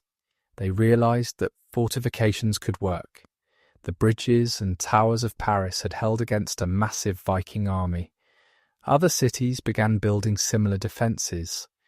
The era of easy Viking raids was coming to an end. The Franks were learning to fight back. Now let us consider the connection between these events and Ragnar Lothbrok. Ragnar himself was almost certainly dead by 885. The traditional accounts place his death in the 860s, but his influence lived on through his sons and followers. The great Viking armies that terrorized Europe were his legacy. Some sources suggest that Ragnar's sons participated in the siege of Paris. Bjorn Ironside and his brothers were active during this period. They led their own expeditions and commanded their own armies. Whether they were physically present at Paris is uncertain, but they were certainly part of the broader Viking movement that threatened the city. The tactics used at Paris reflected lessons learned from earlier raids. Ragnar had shown that major cities could be attacked. He had demonstrated the effectiveness of river-based expeditions. He had proven that Christian kingdoms would pay to avoid destruction. The Vikings at Paris were following a playbook that Ragnar had helped write. The siege of Paris represents both the height and the beginning of the end of Viking power in Francia. It was the largest and most ambitious Viking attack on the kingdom, but it also showed the limits of what Vikings could achieve. Well-defended cities could resist, determined defenders could hold out. The easy days of raiding were passing. After 886, Viking activity in Francia gradually declined. The Franks continued improving their defences. They built more fortifications along the rivers. They established standing military forces. They learned to respond more quickly to Viking threats. The balance of power was shifting. This does not mean that Vikings disappeared from Francia. They continued to raid for decades. Some Vikings settled permanently in the region. The most famous settlement was Normandy, given to the Viking leader Rollo in 911. The Normans, as they became known, would eventually conquer England in 1066. Viking influence on France was permanent and profound, but the great age of Viking raids on Paris was over. The city would grow and prosper in the centuries ahead. It would become the capital of one of Europe's greatest kingdoms. The memory of the Viking sieges would fade into legend. But the events of 845 and 885 had shaped the city's character. Paris had proven it could survive anything. The sons of Ragnar Lothbrok were destined for greatness. From their earliest days they were raised to be warriors. They learned to fight before they learned to read. They heard stories of their father's exploits every night. They were expected to match and exceed his achievements. This was a heavy burden, but they embraced it eagerly. We have already introduced Ragnar's sons in an earlier chapter. Now let us explore their stories in greater detail. Each son had his own personality and his own path to glory. Together, they would accomplish things that even Ragnar never achieved. They would conquer kingdoms and change the course of history. Let us begin with Ivar the Boneless. He was the eldest son of Ragnar and Aslaug. His nickname has puzzled historians for centuries. Some believe he suffered from a condition that affected his bones. Perhaps he had brittle bone disease or some similar ailment. Others think the name was metaphorical. Perhaps it referred to his flexibility and strategy. Perhaps it meant he was impotent. The truth is lost to time. What we know for certain is that Ivar was brilliant. He possessed a strategic mind that surpassed even his father's. He could see patterns and possibilities that others missed. He could plan campaigns years in advance. He could anticipate enemy movements and prepare countermeasures. In an age when most warfare was straightforward, Ivar was a master of complexity. Some sources describe Ivar as physically disabled. They say he could not walk and had to be carried into battle on a shield. Other sources describe him as a fearsome warrior who fought from horseback. The contradiction is difficult to resolve. Perhaps his condition varied over time. Perhaps different sources describe different periods of his life. Or perhaps some accounts are simply wrong.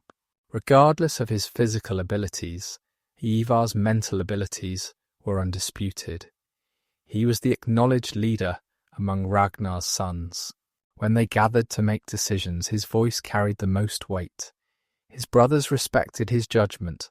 They followed his plans. They trusted his leadership. This was remarkable given the competitive nature of Viking society. Bjorn Ironside was the second of the famous sons. His nickname was more straightforward than Ivar's. It referred to his incredible toughness in battle. Bjorn was said to be so strong that weapons could not harm him. His skin seemed impervious to blades. Whether this was literal truth or poetic exaggeration, Bjorn was certainly formidable. Bjorn was the adventurer among the brothers. He was not content to raid the familiar shores of Britain and Francia. He wanted to see the wider world. He wanted to go where no Viking had gone before. This wanderlust would lead him on one of the most remarkable expeditions in Viking history. Bjorn led a fleet into the Mediterranean Sea. This was an extraordinary achievement. The Vikings were masters of the northern seas, but the Mediterranean was different. It was controlled by powerful civilizations. The Byzantine Empire dominated the eastern waters. Muslim kingdoms held the southern shores. Sailing into these waters was dangerous and unpredictable. Bjorn's Mediterranean expedition lasted several years. He raided along the coasts of Spain and North Africa. He attacked the Balearic Islands. He sailed up the Rhone River and raided deep into Francia. He may have reached Italy and even threatened Rome. The exact details vary between sources, but all agree that Bjorn's expedition was remarkable. The expedition was not without setbacks. Bjorn's fleet was attacked by Muslim forces using Greek fire. This terrifying weapon shot flames that could not be extinguished with water. Several Viking ships were destroyed. Bjorn lost many men to this unfamiliar threat, but he adapted and survived. He learned from his mistakes and continued his journey. When Bjorn finally returned to Scandinavia, he was a legend. He had seen things no other Viking had seen. He had fought enemies no other Viking had fought. He had proven that Norse warriors could succeed anywhere in the world. His reputation was second only to his father's. Hvitserk was the third of the famous brothers. His name meant white shirt, though the reason for this nickname is unclear. Hvitserk was perhaps the most loyal of the brothers. He followed Ivar's leadership without complaint. He fought bravely in every battle. He never sought personal glory at the expense of his family. The sagas give Hvitserk a dramatic end. After many years of warfare, he grew tired of fighting. He had seen too much death. He had lost too many friends. He wanted peace, but peace was not easily found in the Viking world. Eventually Hvitserk was captured by enemies. He was offered a choice of how to die. He chose to be burned alive on a pyre of human skulls. It was a dramatic end befitting a son of Ragnar. Sigurd's snake in the eye was the fourth brother. His distinctive birthmark set him apart from birth. The serpent shape in his eye was seen as a sign of destiny. It connected him to his legendary grandfather, Sigurd the dragon slayer. People expected great things from someone marked by fate. Sigurd lived up to these expectations. He became a king in his own right. He ruled over parts of Denmark and possibly Norway. He was a wise ruler as well as a brave warrior. He established a dynasty that would continue for generations. His descendants would include kings and queens across Scandinavia. Ubba was the fifth of the famous brothers. He was perhaps the fiercest warrior among them. Where Ivar relied on cunning and Bjorn on endurance, Ubba relied on raw aggression. He was terrifying in battle. He fought with a fury that seemed almost supernatural. Some believed he was a berserker, one of those warriors who fought in a trance-like rage. Ubba's fate was to die in battle, as a Viking warrior should. He fell fighting in England, leading his men against Anglo-Saxon forces. His death was mourned throughout the Viking world, but it was also celebrated. He had died with sword in hand. He had earned his place in Valhalla. We should also mention Eirik and Agnar, the sons of Ragnar's first wife Thora. These brothers are sometimes overlooked in favour of Aslaug's sons, but they played important roles in the story. They were older than their half-brothers. They had their own ambitions and their own followers. Eirik and Agnar led an expedition to Sweden while their father still lived. They sought to establish their own kingdom there. The expedition ended in disaster. They were defeated by the Swedish king Eystein. Both brothers were killed. Their deaths would have consequences.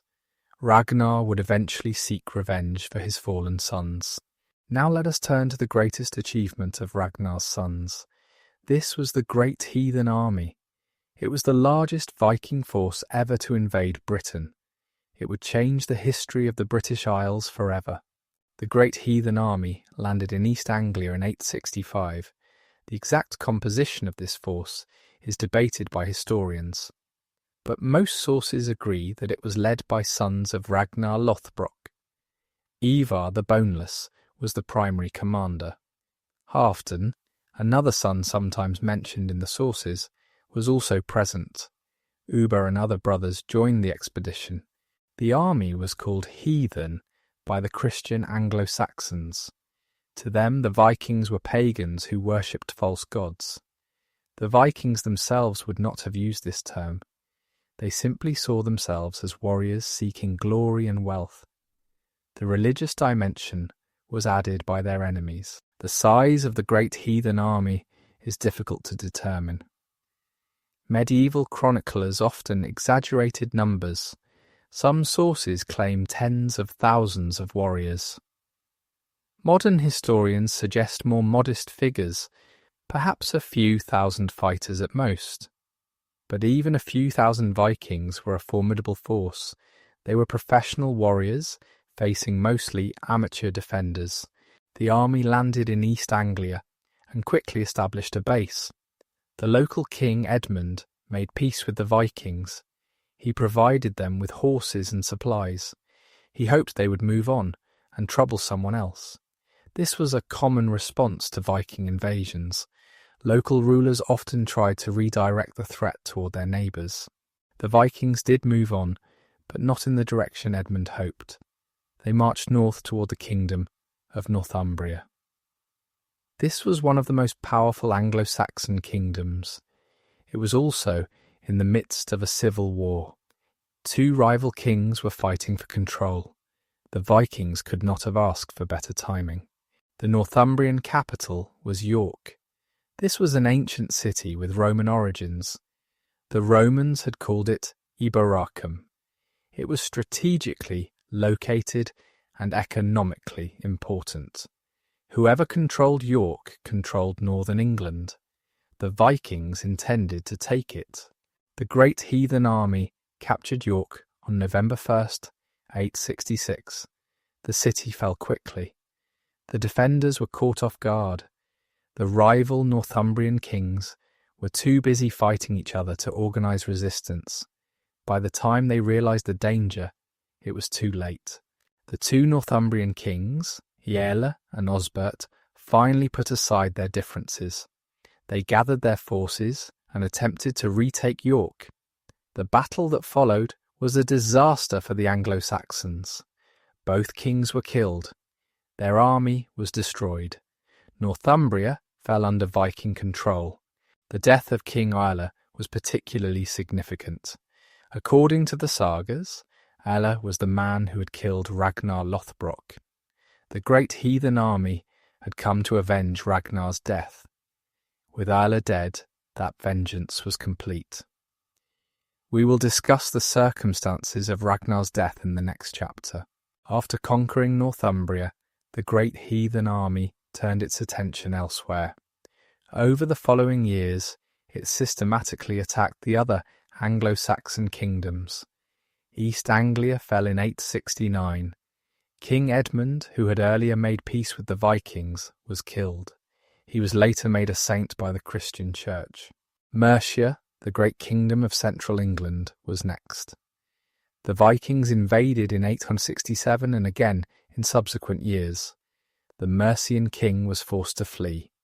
A puppet ruler was installed in his place. Mercia became a Viking client state. Its independence was effectively ended.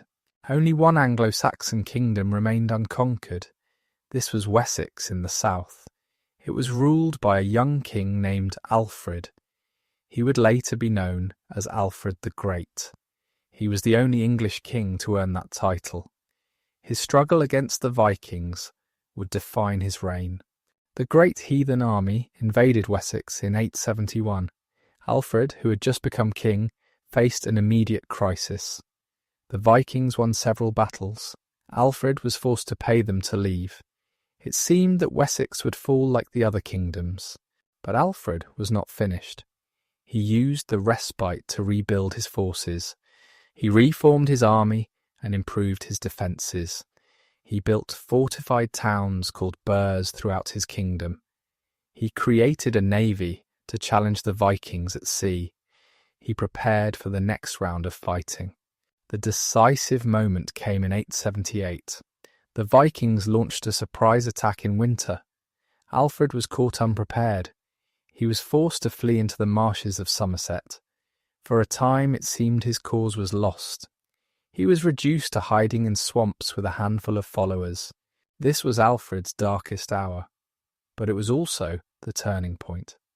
From his refuge in the marshes, Alfred began to rally resistance. He sent messages to loyal nobles throughout Wessex. He gathered a new army. In May 878, he emerged from hiding and confronted the Vikings. The Battle of Edington was Alfred's greatest victory. His army met the Viking force led by Guthrum, one of the great heathen army's commanders.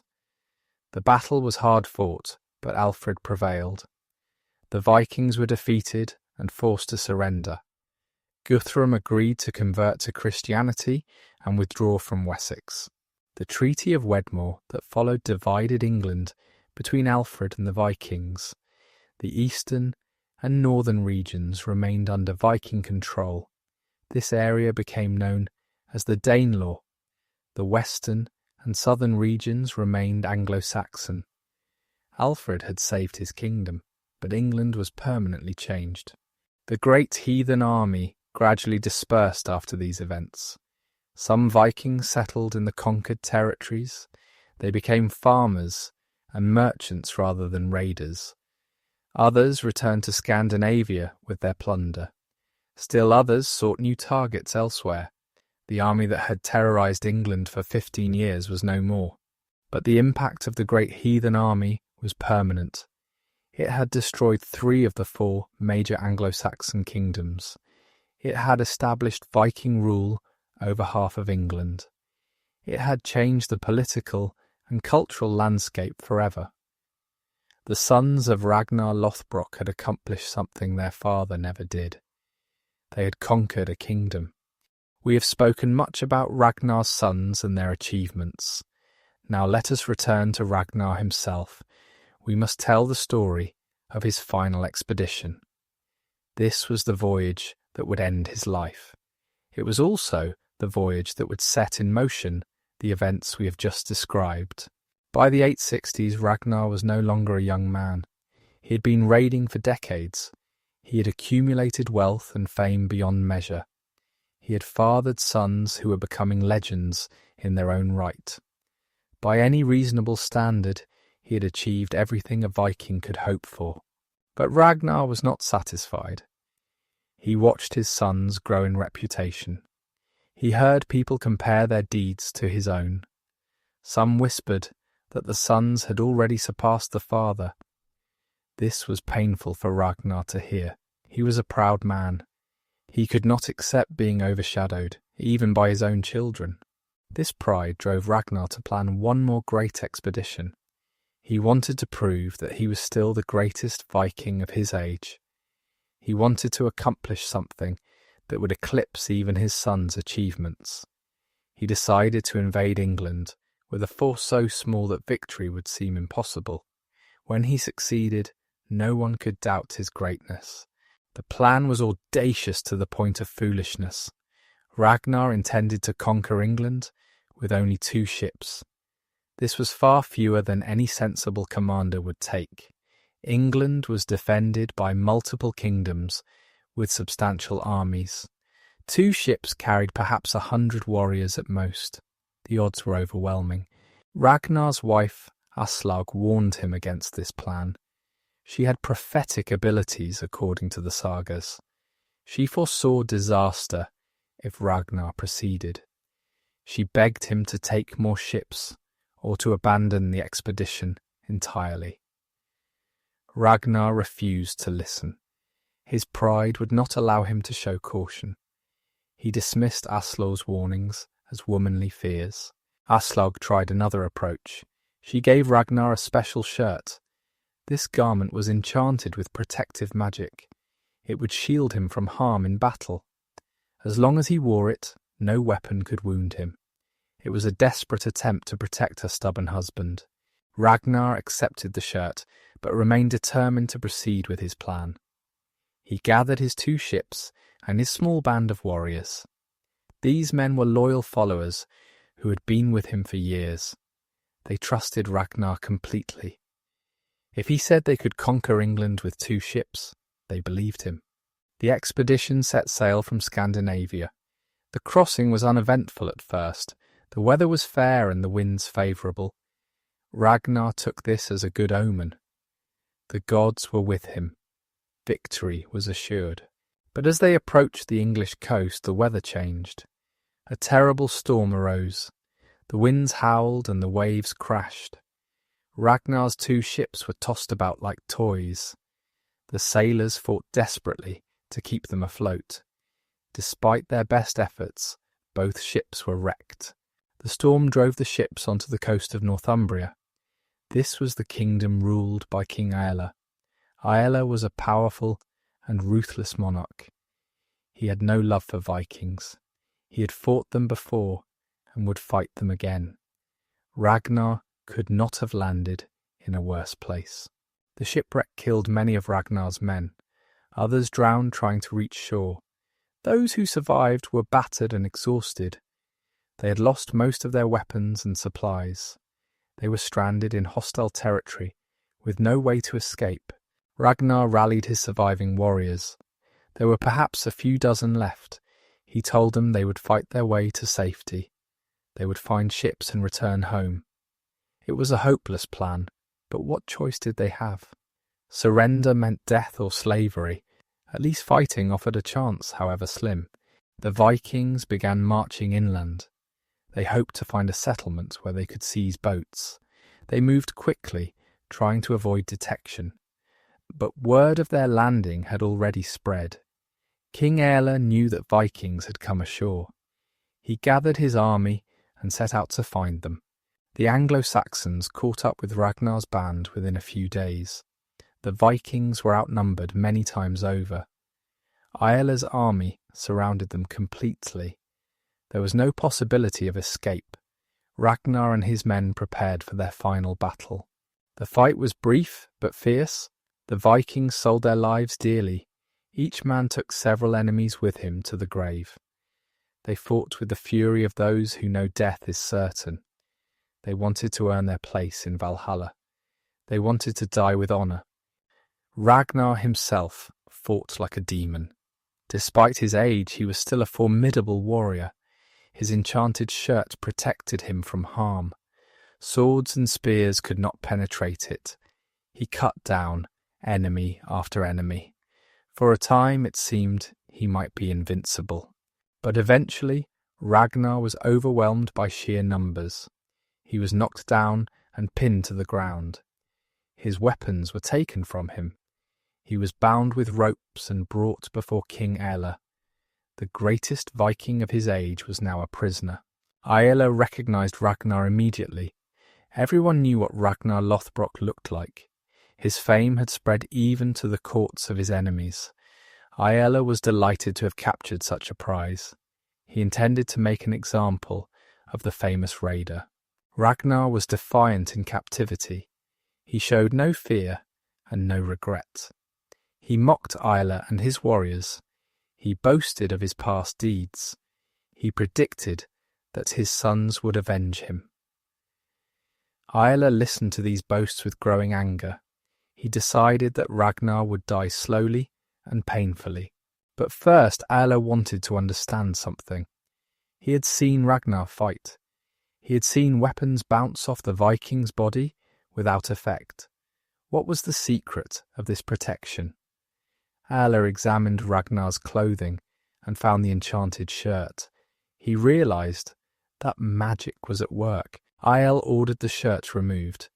Without its protection, Ragnar was just a man, an old man at that. Years of fighting had left their mark on his body. Scars covered his skin. His joints ached from countless battles, but his spirit remained unbroken. The stage was set for Ragnar's execution. Aelle had devised a particularly gruesome method. It would become one of the most famous death scenes in Norse literature. It would inspire Ragnar's sons to terrible vengeance. It would echo through history for 1,000 years. King Aelle had prepared a special fate for Ragnar Lothbrok. He would not grant the Viking a quick death. He would not allow him the honour of dying in battle. Instead, Aelle had constructed a pit filled with venomous serpents. Ragnar would be thrown into this pit and left to die from their bites. It was a death designed to humiliate as well as kill. The serpent pit was a cruel invention. It combined physical agony with psychological terror. The victim would be surrounded by writhing snakes. He would feel their scales sliding across his skin. He would see their fangs approaching.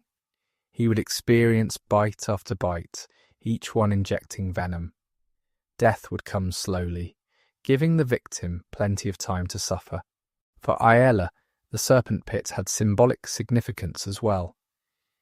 Ragnar had earned his name by defeating a great serpent. He had won his first wife by slaying the monster that held her captive. Now he would die surrounded by serpents. It was a fitting irony. The serpent slayer would be slain by serpents. Ragnar was brought to the pit in chains. He looked down at the mass of snakes below. He could hear their hissing. He could see their coils shifting and sliding.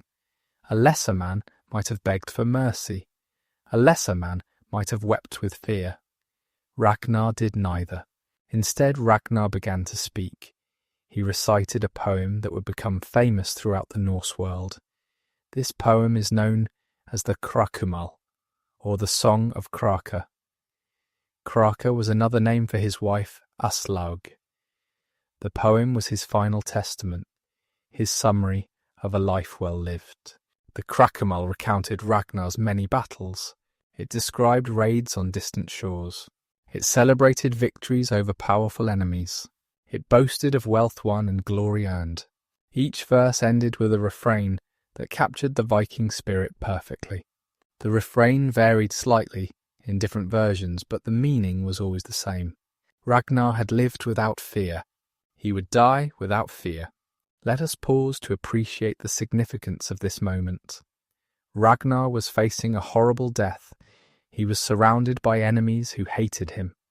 He had no hope of rescue or escape. Yet he chose to spend his final moments composing poetry. He chose to celebrate his life rather than mourn his death. This was the Viking ideal in its purest form. The poem also contained a warning for Aelle. Ragnar spoke of his sons. He described their strength and courage. He predicted that they would learn of his death. He foretold that they would come seeking vengeance. The little pigs would grunt if they knew how the old boar suffered. This was not an idle threat. It was a prophecy that would come true. Aelle listened to Ragnar's poem with mixed emotions. He admired the Viking's courage, despite himself. Few men could face such a death with such composure, but he also felt the weight of Ragnar's warning. The sons of Ragnar Lothbrok were famous warriors.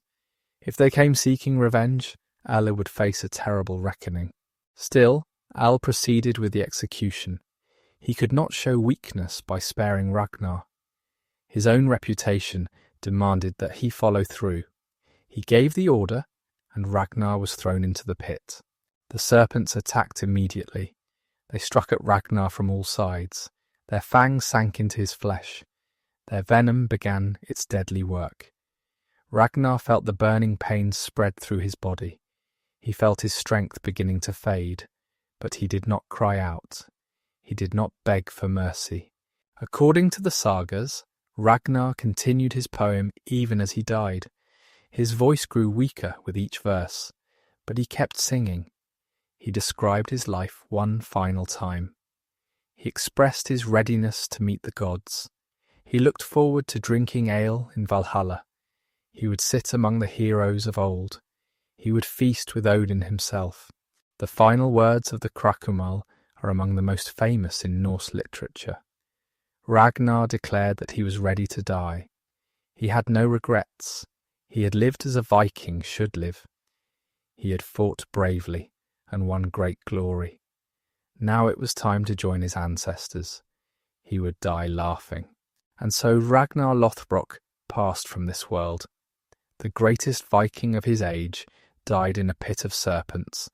His body was left for the snakes to consume. His enemies celebrated their victory. They thought they had ended the threat of Ragnar forever. They were wrong. Word of Ragnar's death spread quickly. Messengers carried the news to Scandinavia.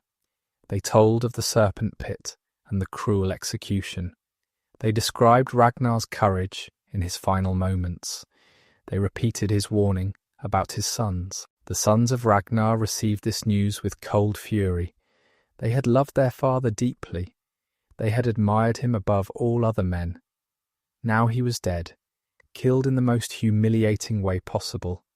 They would not let this stand. They would have revenge. The reaction of each son was recorded in the sagas. When Ivar the Boneless heard the news, he gripped his spear so tightly that his hands turned white. He said nothing, but his eyes burned with hatred. When Bjorn Ironside heard, he squeezed the shaft of his spear until it cracked. Hvitserk was playing a game when the messenger arrived. He gripped his game piece so hard that blood dripped from his fingers. Sigurd's snake in the eye was trimming his nails with a knife. He cut so deeply into his flesh that he reached the bone. He did not seem to notice. Each reaction demonstrated the intensity of their grief and rage. These were not men who would forget or forgive. They would gather their forces. They would sail to England. They would find King Aelle. They would make him pay for what he had done. The death of Ragnar Lothbrok was the beginning of the end for Anglo-Saxon England. It set in motion the great heathen army. It led to the conquest of 3 kingdoms. It changed the history of the British Isles forever. Aelle had killed 1 man. In doing so, he had doomed his entire realm. Let us reflect on Ragnar's death for a moment. It was a terrible end in many ways. He died far from home, surrounded by enemies. He died in agony, poisoned by serpent venom. He died without his weapons, without the chance to fall in battle. By Viking standards, this was not a good death, and yet, in another sense, it was exactly the death Ragnar would have wanted. He died defiantly, mocking his enemies to the last. He died composing poetry, celebrating his achievements. He died knowing that his sons would avenge him. He died certain that he would go to Valhalla.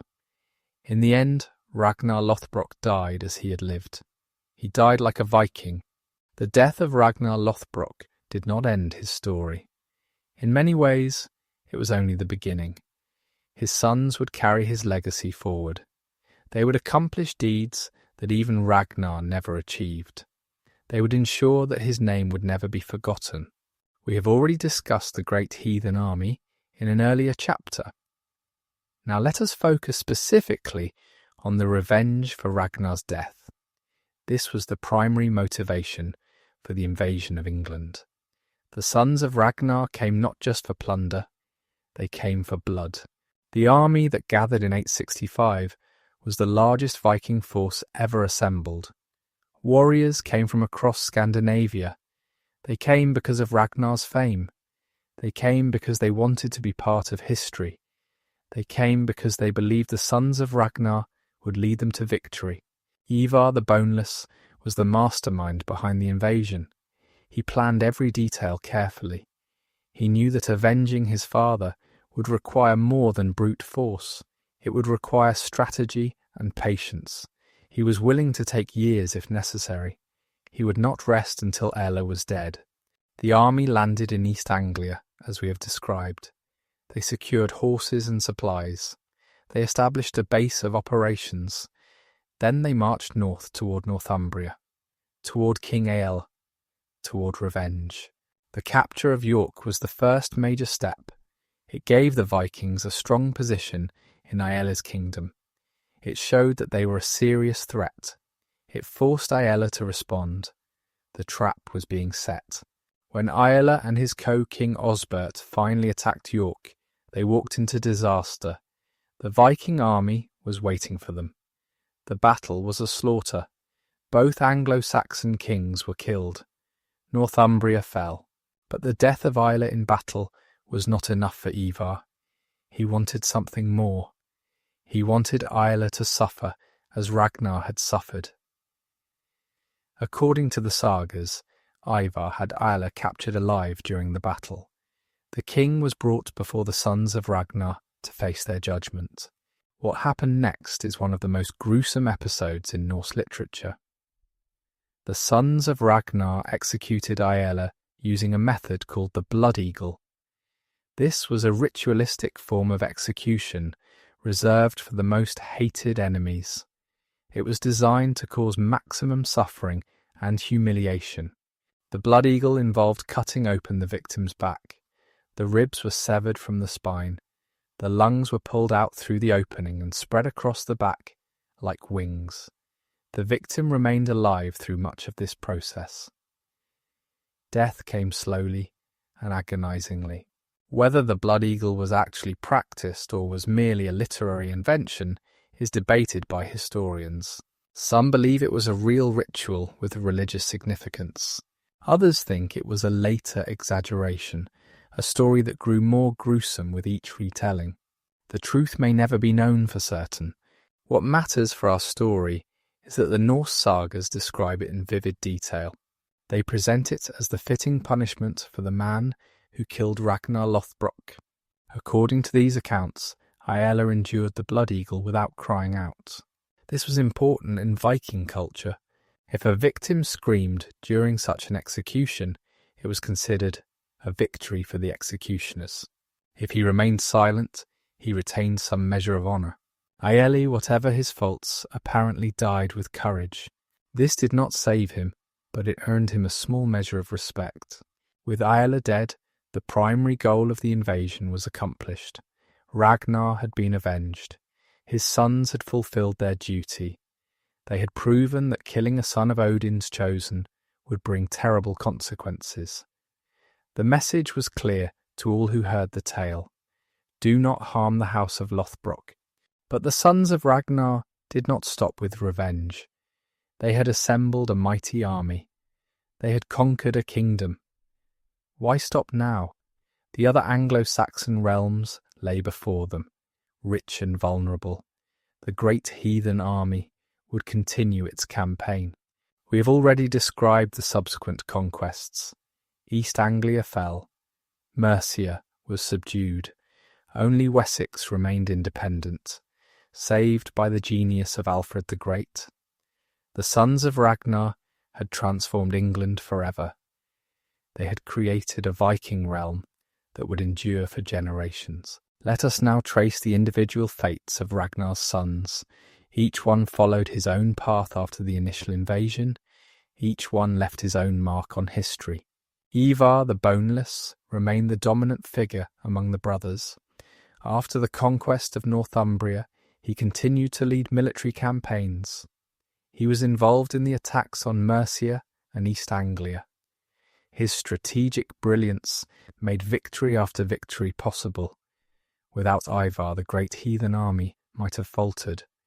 With him, it seemed unstoppable, but Ivar eventually left England. Around 8th Nevne, he departed for Ireland. The reasons for this move are unclear.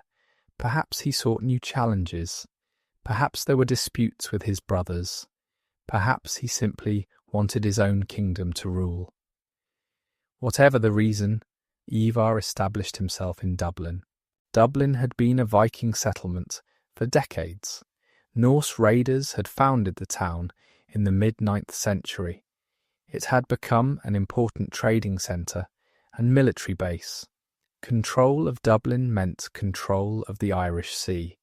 It meant influence over both Ireland and Western Britain. Ivar made Dublin his capital. He ruled over the Norse settlements in Ireland with an iron hand. He conducted raids against the native Irish kingdoms. He built alliances and crushed enemies. He became known as the King of the Northmen of all Ireland and Britain. It was a grand title for a remarkable man. Ivar died around 873. The exact circumstances of his death are unknown. Some sources say he died of a sudden illness. Others suggest he died from the mysterious condition that gave him his nickname. He was buried in Ireland, far from his Scandinavian homeland. His grave has never been found. The death of Ivar marked the end of an era. He had been the guiding intelligence behind the Viking conquests. Without him, his brothers lacked direction. They continued to fight and raid, but they never achieved the same level of success. Ivar the Boneless was irreplaceable. Bjorn Ironside pursued his own adventures after the initial English campaigns. He was less interested in ruling conquered territory than in exploring new horizons. His Mediterranean expedition, which we described earlier, was his greatest achievement. He proved that Vikings could operate far beyond their traditional waters. After returning from the Mediterranean, Bjorn settled in Scandinavia. Some sources say he became king of Sweden, others suggest he ruled over parts of Norway. The details are uncertain, but Bjorn clearly remained a powerful figure. His reputation as an adventurer and warrior endured throughout his life. Bjorn died sometime in the late 9th century. The exact date and circumstances vary between sources. Some say he died peacefully of old age, others claim he fell in battle. Given his warrior nature, a death in combat seems more fitting. Either way, Bjorn Ironside passed into legend as one of the greatest Vikings who ever lived. Hvitserk's fate was more tragic. After fighting alongside his brothers in England, he continued his warrior career. He participated in various campaigns across Europe.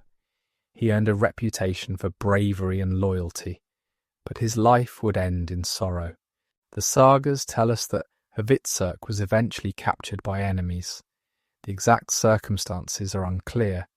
He may have been betrayed by supposed allies. He may have been overwhelmed in battle. Whatever happened, he found himself a prisoner facing execution. Hvitserk was offered a choice of how to die. This was sometimes done for high-ranking prisoners. It allowed them to retain some dignity in their final moments. Hvitserk chose to be burned alive on a pyre of human skulls. It was a dramatic and gruesome choice. Why did Hvitserk choose this particular death? The sagas do not explain his reasoning. Perhaps he wanted to make a statement. Perhaps he believed this death would ensure his place in Valhalla. Perhaps he simply wanted to be remembered. A man burned on a pile of skulls would certainly not be forgotten. Hvitserk's death was carried out as he requested. He was placed on the pyre and the flames were lit. He died without crying out, maintaining his honour to the end. His ashes mingled with the bones of the skulls beneath him. It was a fitting end for a son of Ragnar Lothbrok. Sigurd's snake in the eye had perhaps the most conventional career among the brothers. He was a warrior and a king. He ruled over parts of Denmark and possibly other territories. He established a dynasty that would continue for generations. Sigurd married a woman named Bleia. Some sources say she was a daughter of King Aelle of Northumbria. If this is true, it adds an interesting dimension to the story. The son of Ragnar married the daughter of his father's killer. Perhaps it was a political alliance. Perhaps it was a final assertion of dominance over Aelle's memory. Sigurd and Bleia had children who continued the Lothbrok line. Their descendants would include kings and queens across Scandinavia.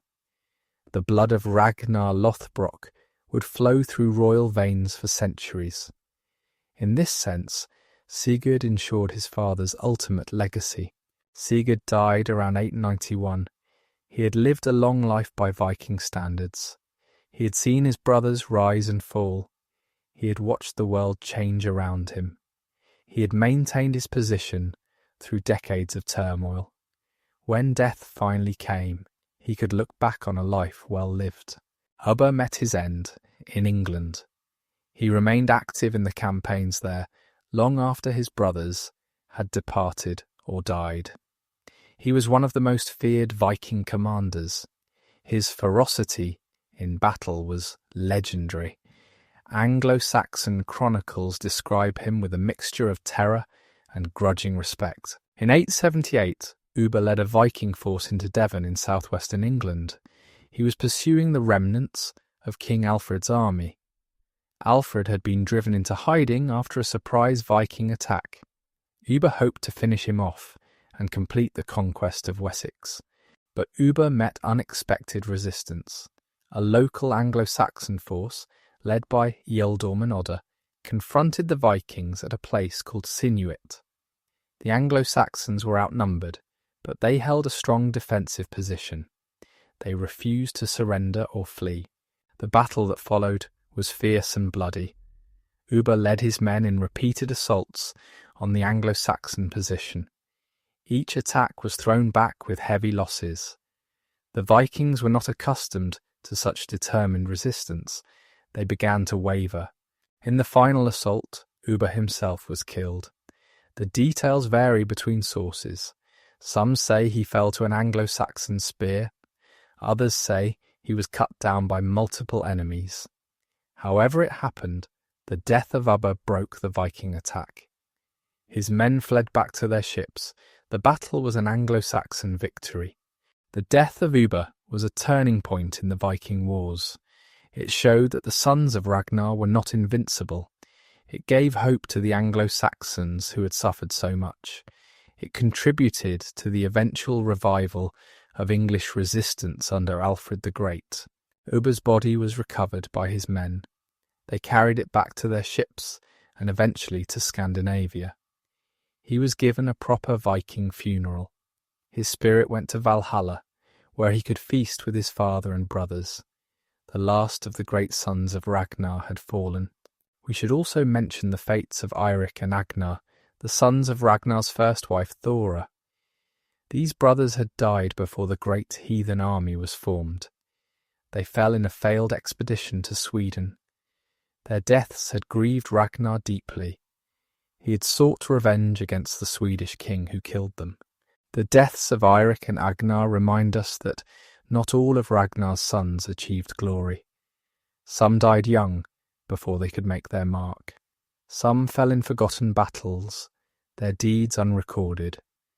The famous sons we remember are those who survived long enough to accomplish great things. Others were lost to history. Now let us consider the broader legacy of Ragnar Lothbrok and his sons. Their impact on European history was profound and lasting. They changed the political map of the British Isles. They influenced the development of France. They shaped the culture and society of Scandinavia itself. In England, the Viking invasions led by Ragnar's sons had permanent consequences.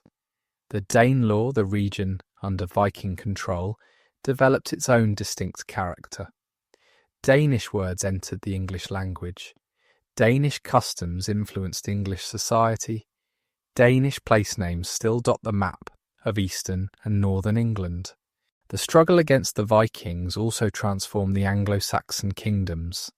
It forced them to develop better military organisation. It encouraged cooperation between previously rival realms. It eventually led to the unification of England under a single king. Without the Viking threat, England might have remained divided for centuries longer.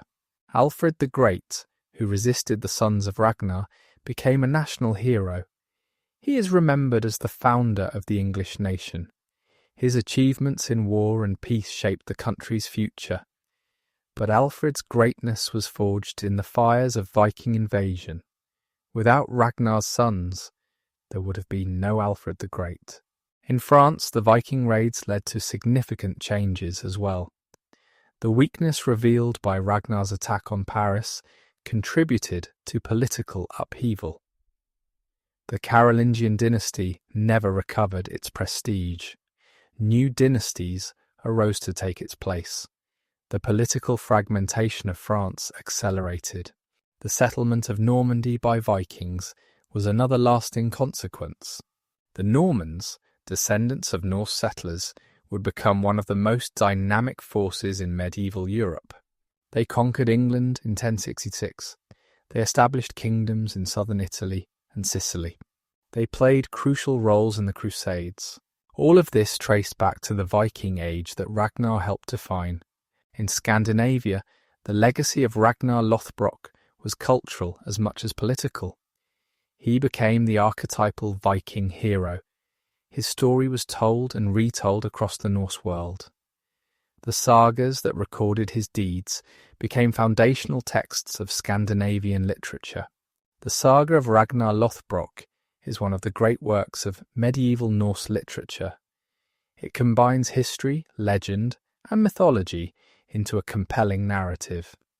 It presents Ragnar as the ideal Viking, brave and clever and larger than life. Generations of Scandinavians grew up hearing this story. The tale of Ragnar's sons continues the narrative after Ragnar's death.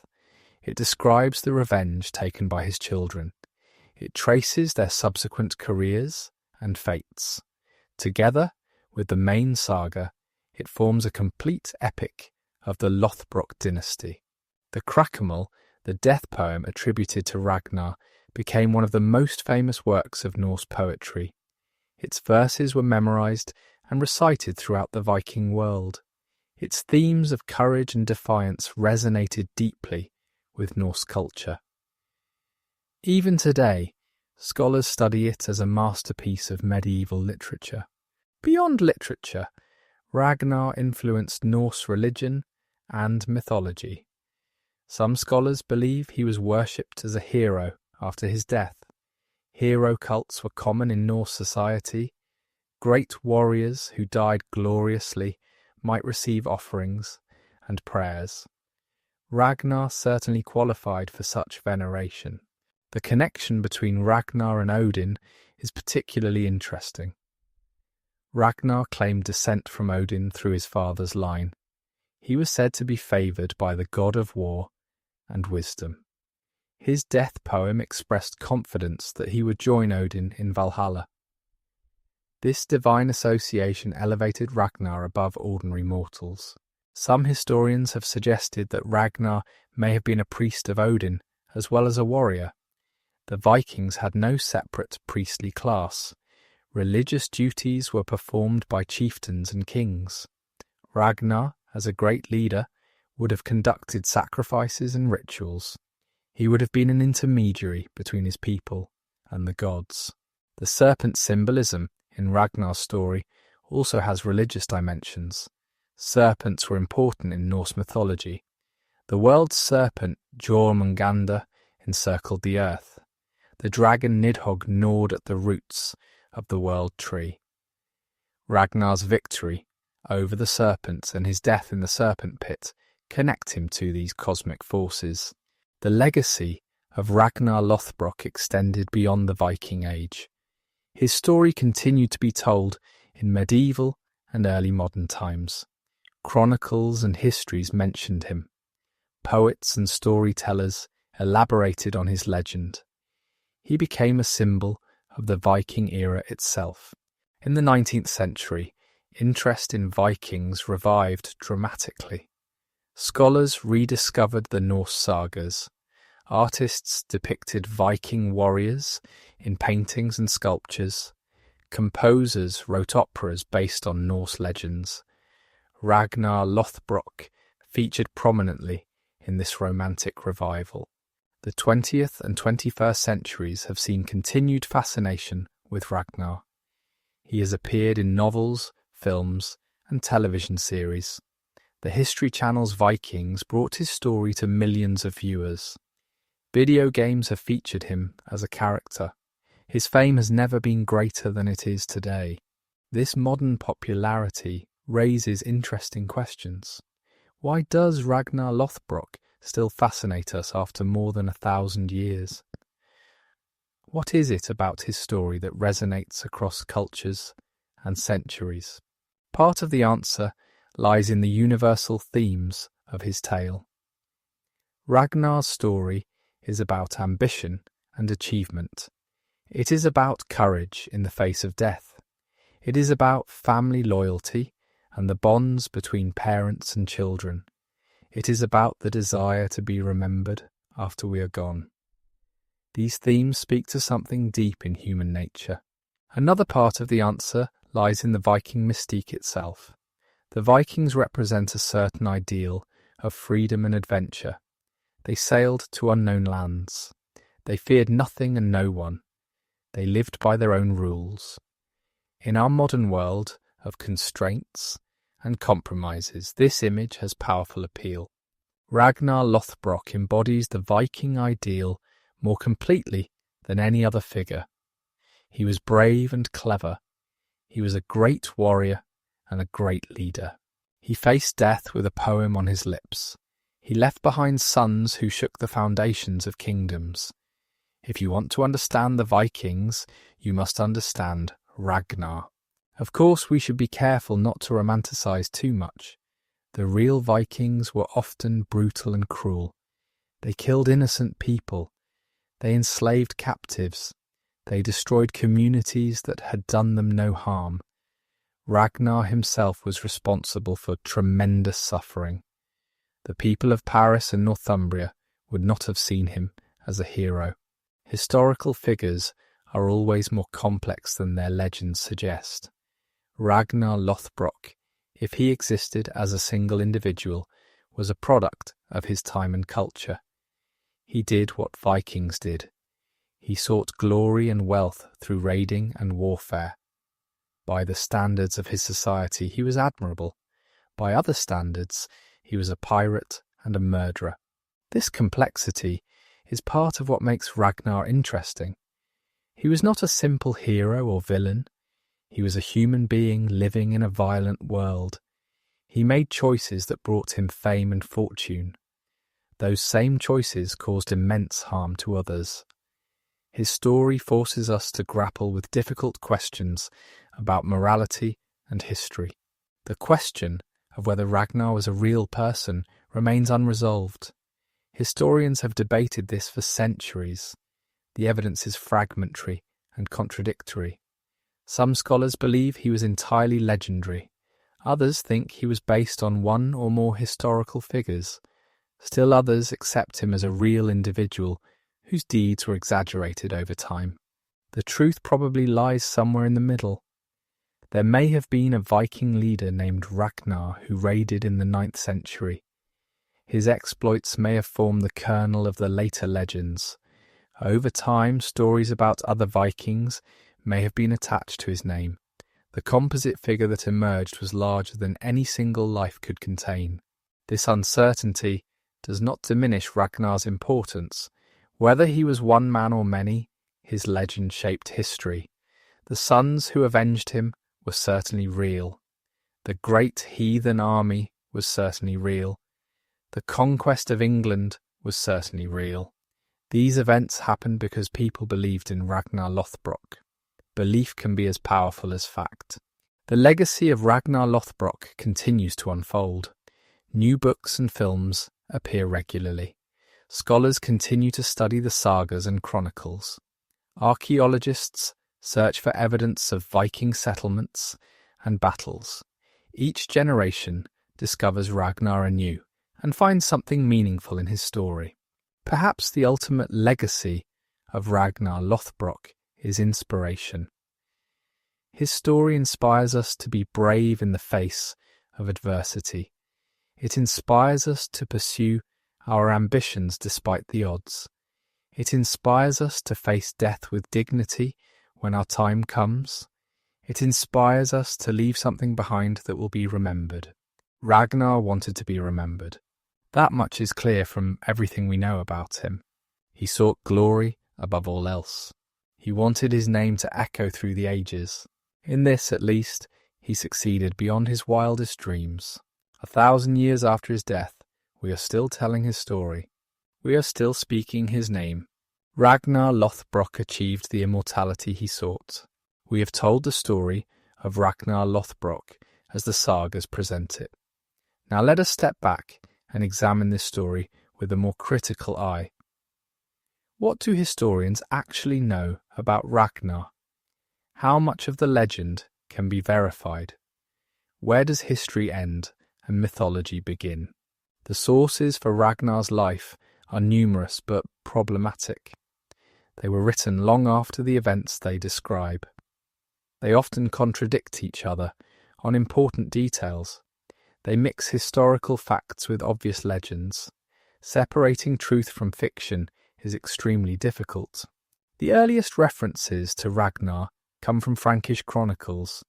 These were written by monks who witnessed or heard about Viking raids.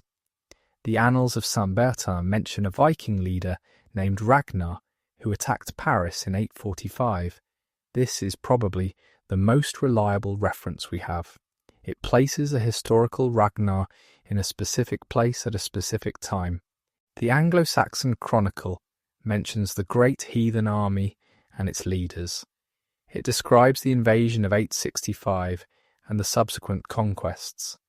However, it does not specifically name Ragnar as the father of the invading leaders.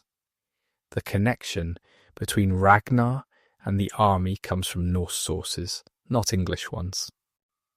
The Norse sagas that tell Ragnar's story were written down in the 13th century. This was 300 to 400 years after the events they describe.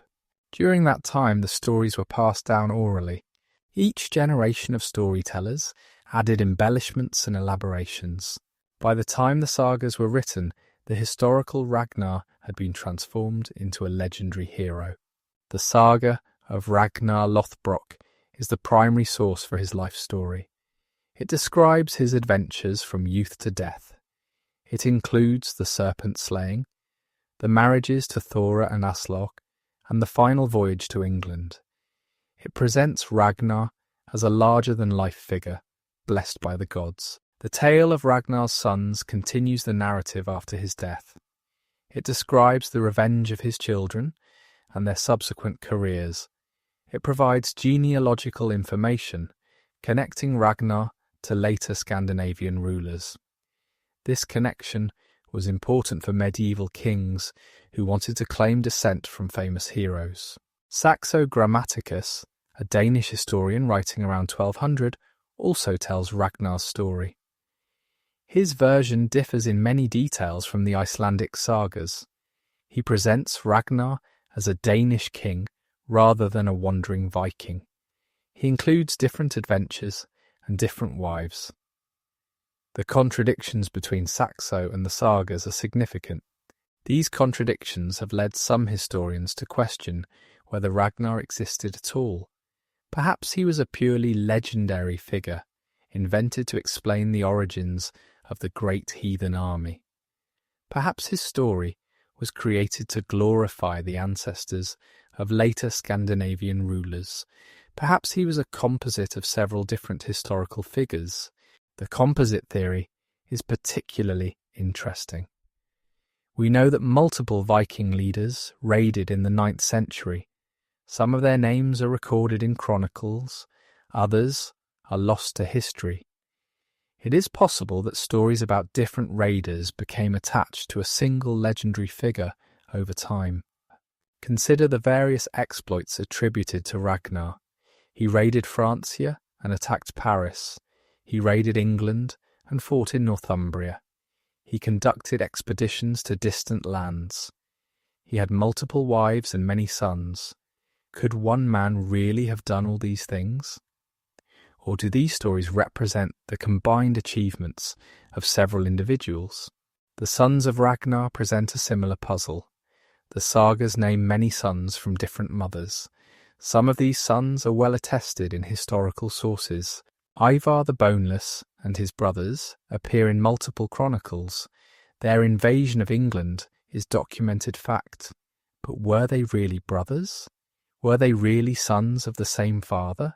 Some historians suggest that the sons of Ragnar were not biological brothers at all. They may have been independent Viking leaders who formed an alliance. Later tradition grouped them together as sons of a legendary hero. This would explain why they appear so suddenly as a unified force. It would also explain the variations in their backgrounds and careers. The story of Aslaug is particularly suspect from a historical standpoint. She is said to be the daughter of Sigurd, the dragon slayer, and Brynhild the Valkyrie.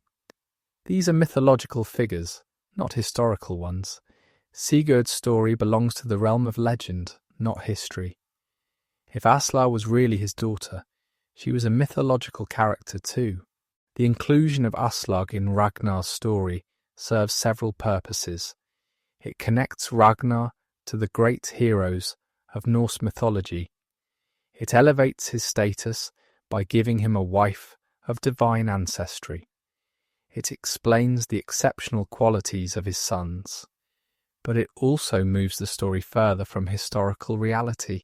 The serpent-slaying episode is another element that seems more legendary than historical. Giant serpents do not exist in the real world.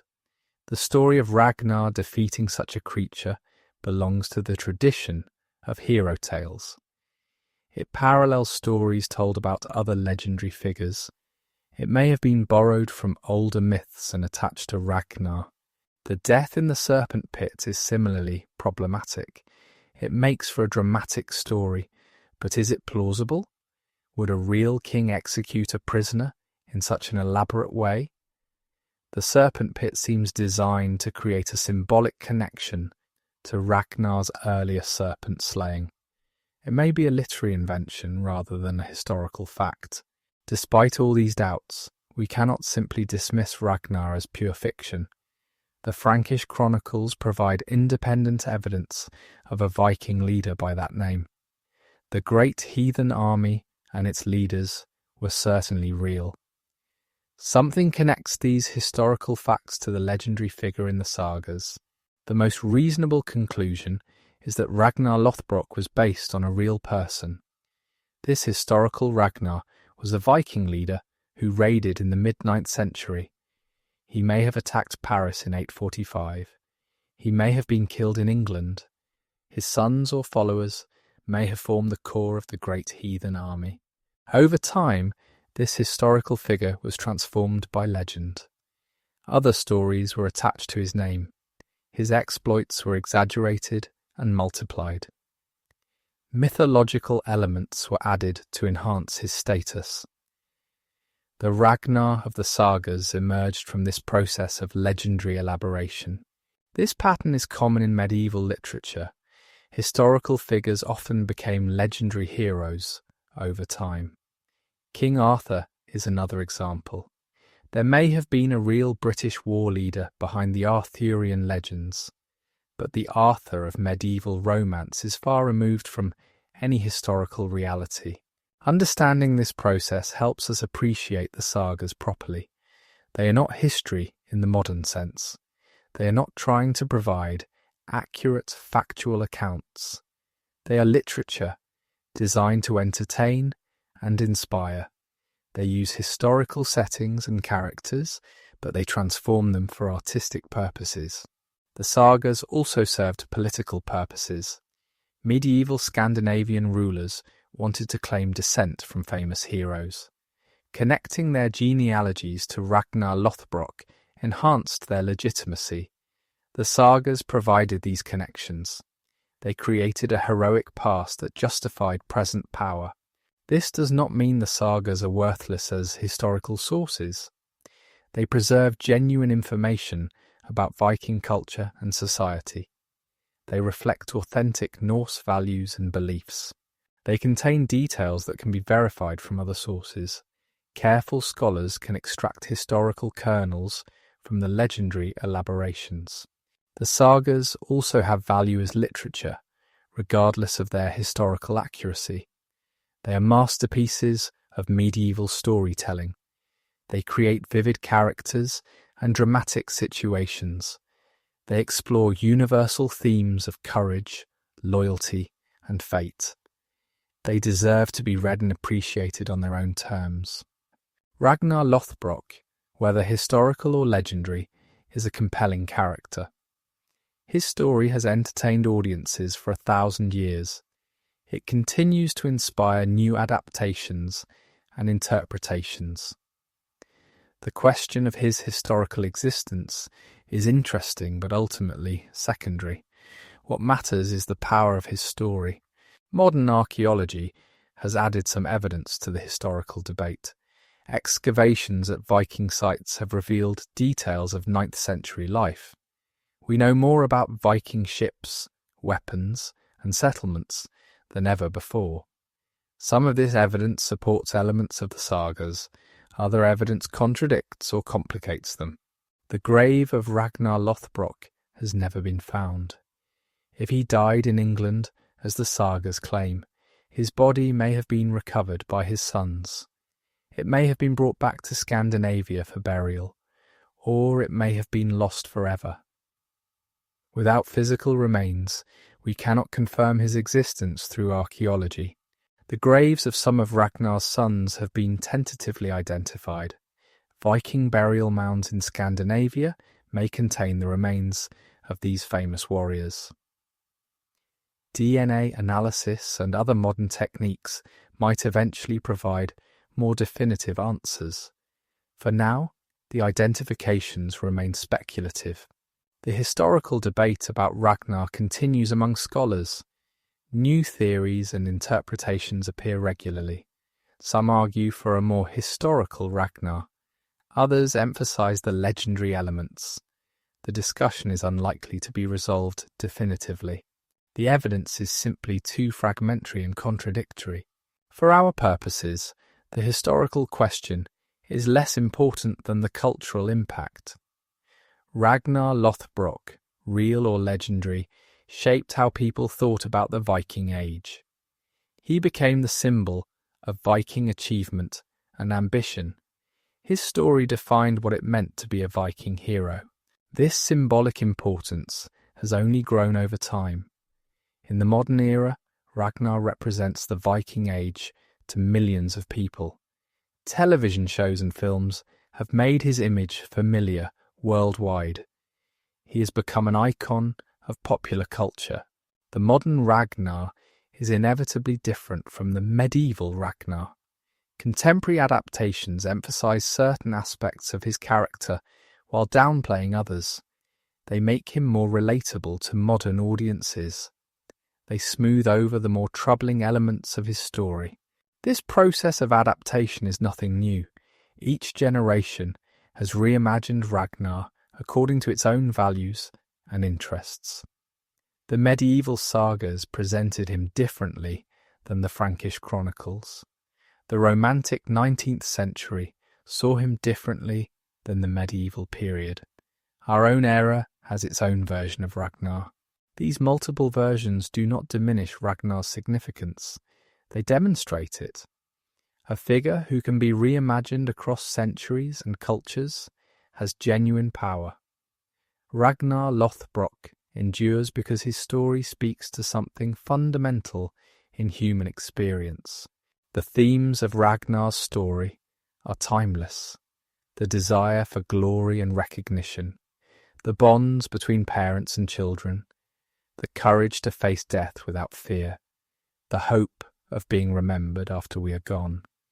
These themes resonate across all cultures and all eras. Ragnar Lothbrok may or may not have been a real person, but the story of Ragnar Lothbrok is undeniably real. It has shaped history and culture for over 1,000 years. It continues to inspire and entertain today. In that sense, Ragnar achieved the immortality he sought. His legend lives on. The story of Ragnar Lothbrok is inseparable from the broader history of the Viking Age. To fully appreciate his significance, we must understand the era in which he lived. We must see how his life fit into the larger patterns of Viking expansion and eventual decline. The Viking Age is traditionally dated from 793 to 1066. These dates mark specific events that symbolize the beginning and end of the era. The beginning was the raid on Lindisfarne Monastery in northern England. The end was the Battle of Stamford Bridge, where the last great Viking invasion of England was defeated. The raid on Lindisfarne shocked the Christian world. Vikings appeared without warning on a holy island. They killed monks and looted treasures. They showed no respect for sacred places or sacred persons. The attack seemed to come from nowhere, like a bolt from the blue. In reality, the Vikings had been expanding for some time before Lindisfarne.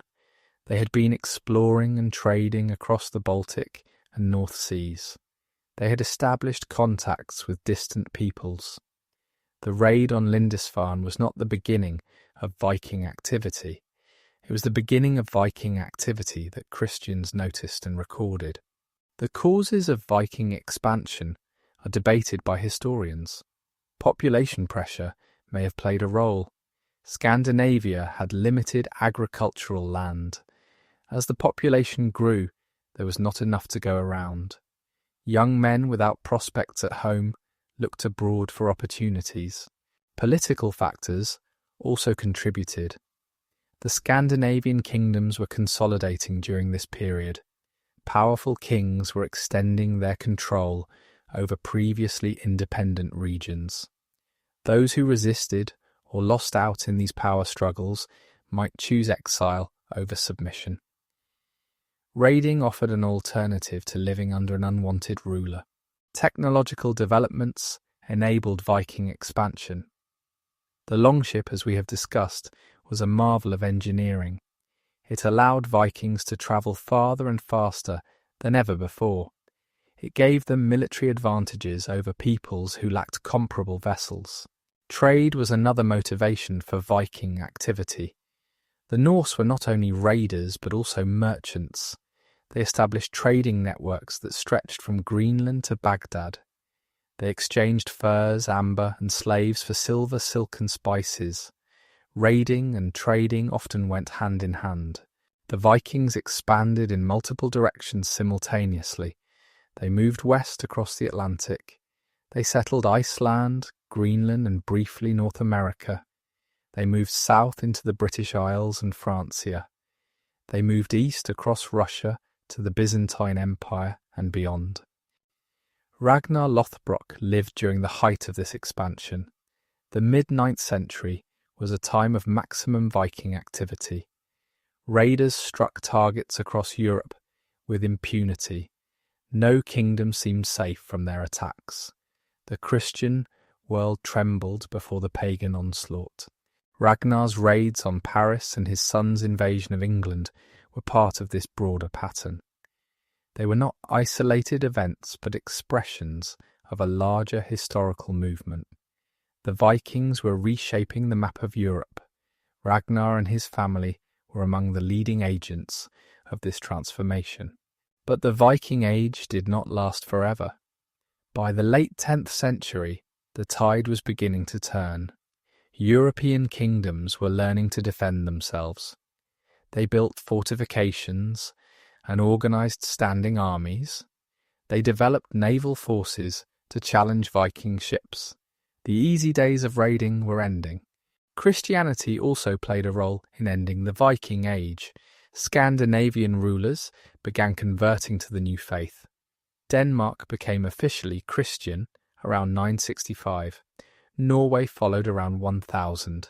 Sweden was the last to convert, completing the process by the 12th century. Conversion changed Viking society profoundly. Christianity discouraged the raiding and slave-taking that had characterized the Viking Age. It encouraged peaceful trade and settled agriculture. It connected Scandinavia to the broader European community. The fierce pagan warriors gradually became Christian farmers and merchants. Political consolidation also contributed to the end of the Viking Age. The Scandinavian kingdoms became more organized and centralized. Kings established control over their territories. They suppressed the independent chieftains who had led raiding expeditions. The era of freelance Viking warfare was passing. The final chapter of the Viking Age was written in 1066. In that year, the Norwegian king Harald Hardrada invaded England. He claimed the English throne based on earlier agreements between Norse and English rulers. His army was one of the last great Viking hosts. Harald Hardrada was defeated and killed at the Battle of Stamford Bridge. The English king Harold Godwinson won a decisive victory. The Norwegian invasion was crushed. It seemed that England was finally safe from Viking attacks. But Harold Godwinson had no time to celebrate. Just days after Stamford Bridge, another invasion force landed in southern England. This was the army of William, Duke of Normandy. William was a descendant of Viking settlers who had established themselves in France. In a sense, he was a Viking too, though thoroughly Christianized and Frenchified. The Battle of Hastings followed shortly after. Harold Godwinson was killed. William conquered England. The Norman conquest began. It was a strange twist of fate. England escaped one Viking invasion only to fall to another. The Norman conquest marks the conventional end of the Viking Age. After 1066, there were no more large-scale Viking invasions of Western Europe. Scandinavia was integrated into Christian Europe. The Norse became Danes, Norwegians, and Swedes rather than Vikings. But the legacy of the Viking Age endured long after its end. The Vikings had permanently changed the societies they touched. They had established settlements that became major cities. They had introduced words and customs that survived for centuries. They had left genetic traces that can still be detected today.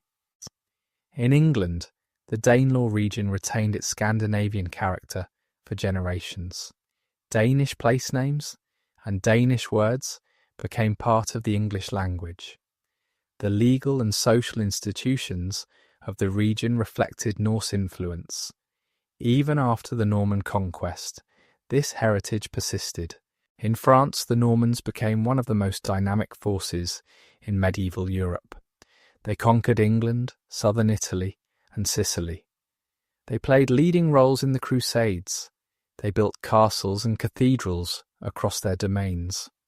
All of this traced back to Viking settlers who arrived in the 9th and 10th centuries. In Russia, the Vikings established the foundations of the Russian state. Norse traders and warriors, known as the Rus, dominated the rivers of Eastern Europe. They founded cities like Novgorod and Kiev. They created political structures that evolved into the Russian principalities. The very name Russia derives from these Scandinavian settlers. In Iceland, the Vikings created a unique society that preserved much of their culture. The Icelandic sagas, including those about Ragnar Lothbrok, were written there. The Icelandic language remained closer to Old Norse than the languages of mainland Scandinavia. Iceland became a treasure house of Viking heritage. The Vikings even reached North America, 5 centuries before Christopher Columbus made his famous voyage. Norse explorers sailed west from Greenland and found a land they called Vinland. This was probably the coast of Newfoundland or nearby regions. Archaeological evidence at Lonso Meadows confirms the Viking presence in North America. The Vinland expeditions were led by members of Eric the Red's family. Leif Erikson is the most famous of these explorers. He established a temporary settlement in the new land.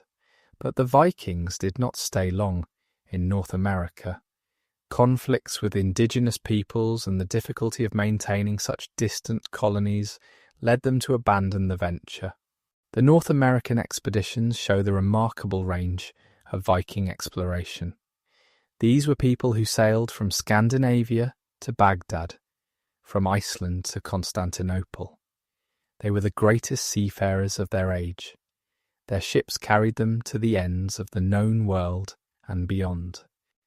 Ragnar Lothbrok lived at the height of this expansive era. His raids on Paris and his son's conquest of England were expressions of Viking ambition at its peak.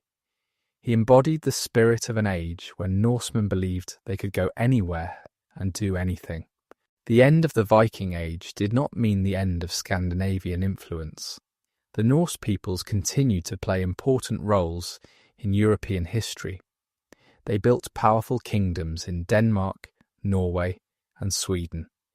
They participated in the political and cultural life of medieval Europe. They contributed to the development of Western civilization. But something was lost when the Viking Age ended.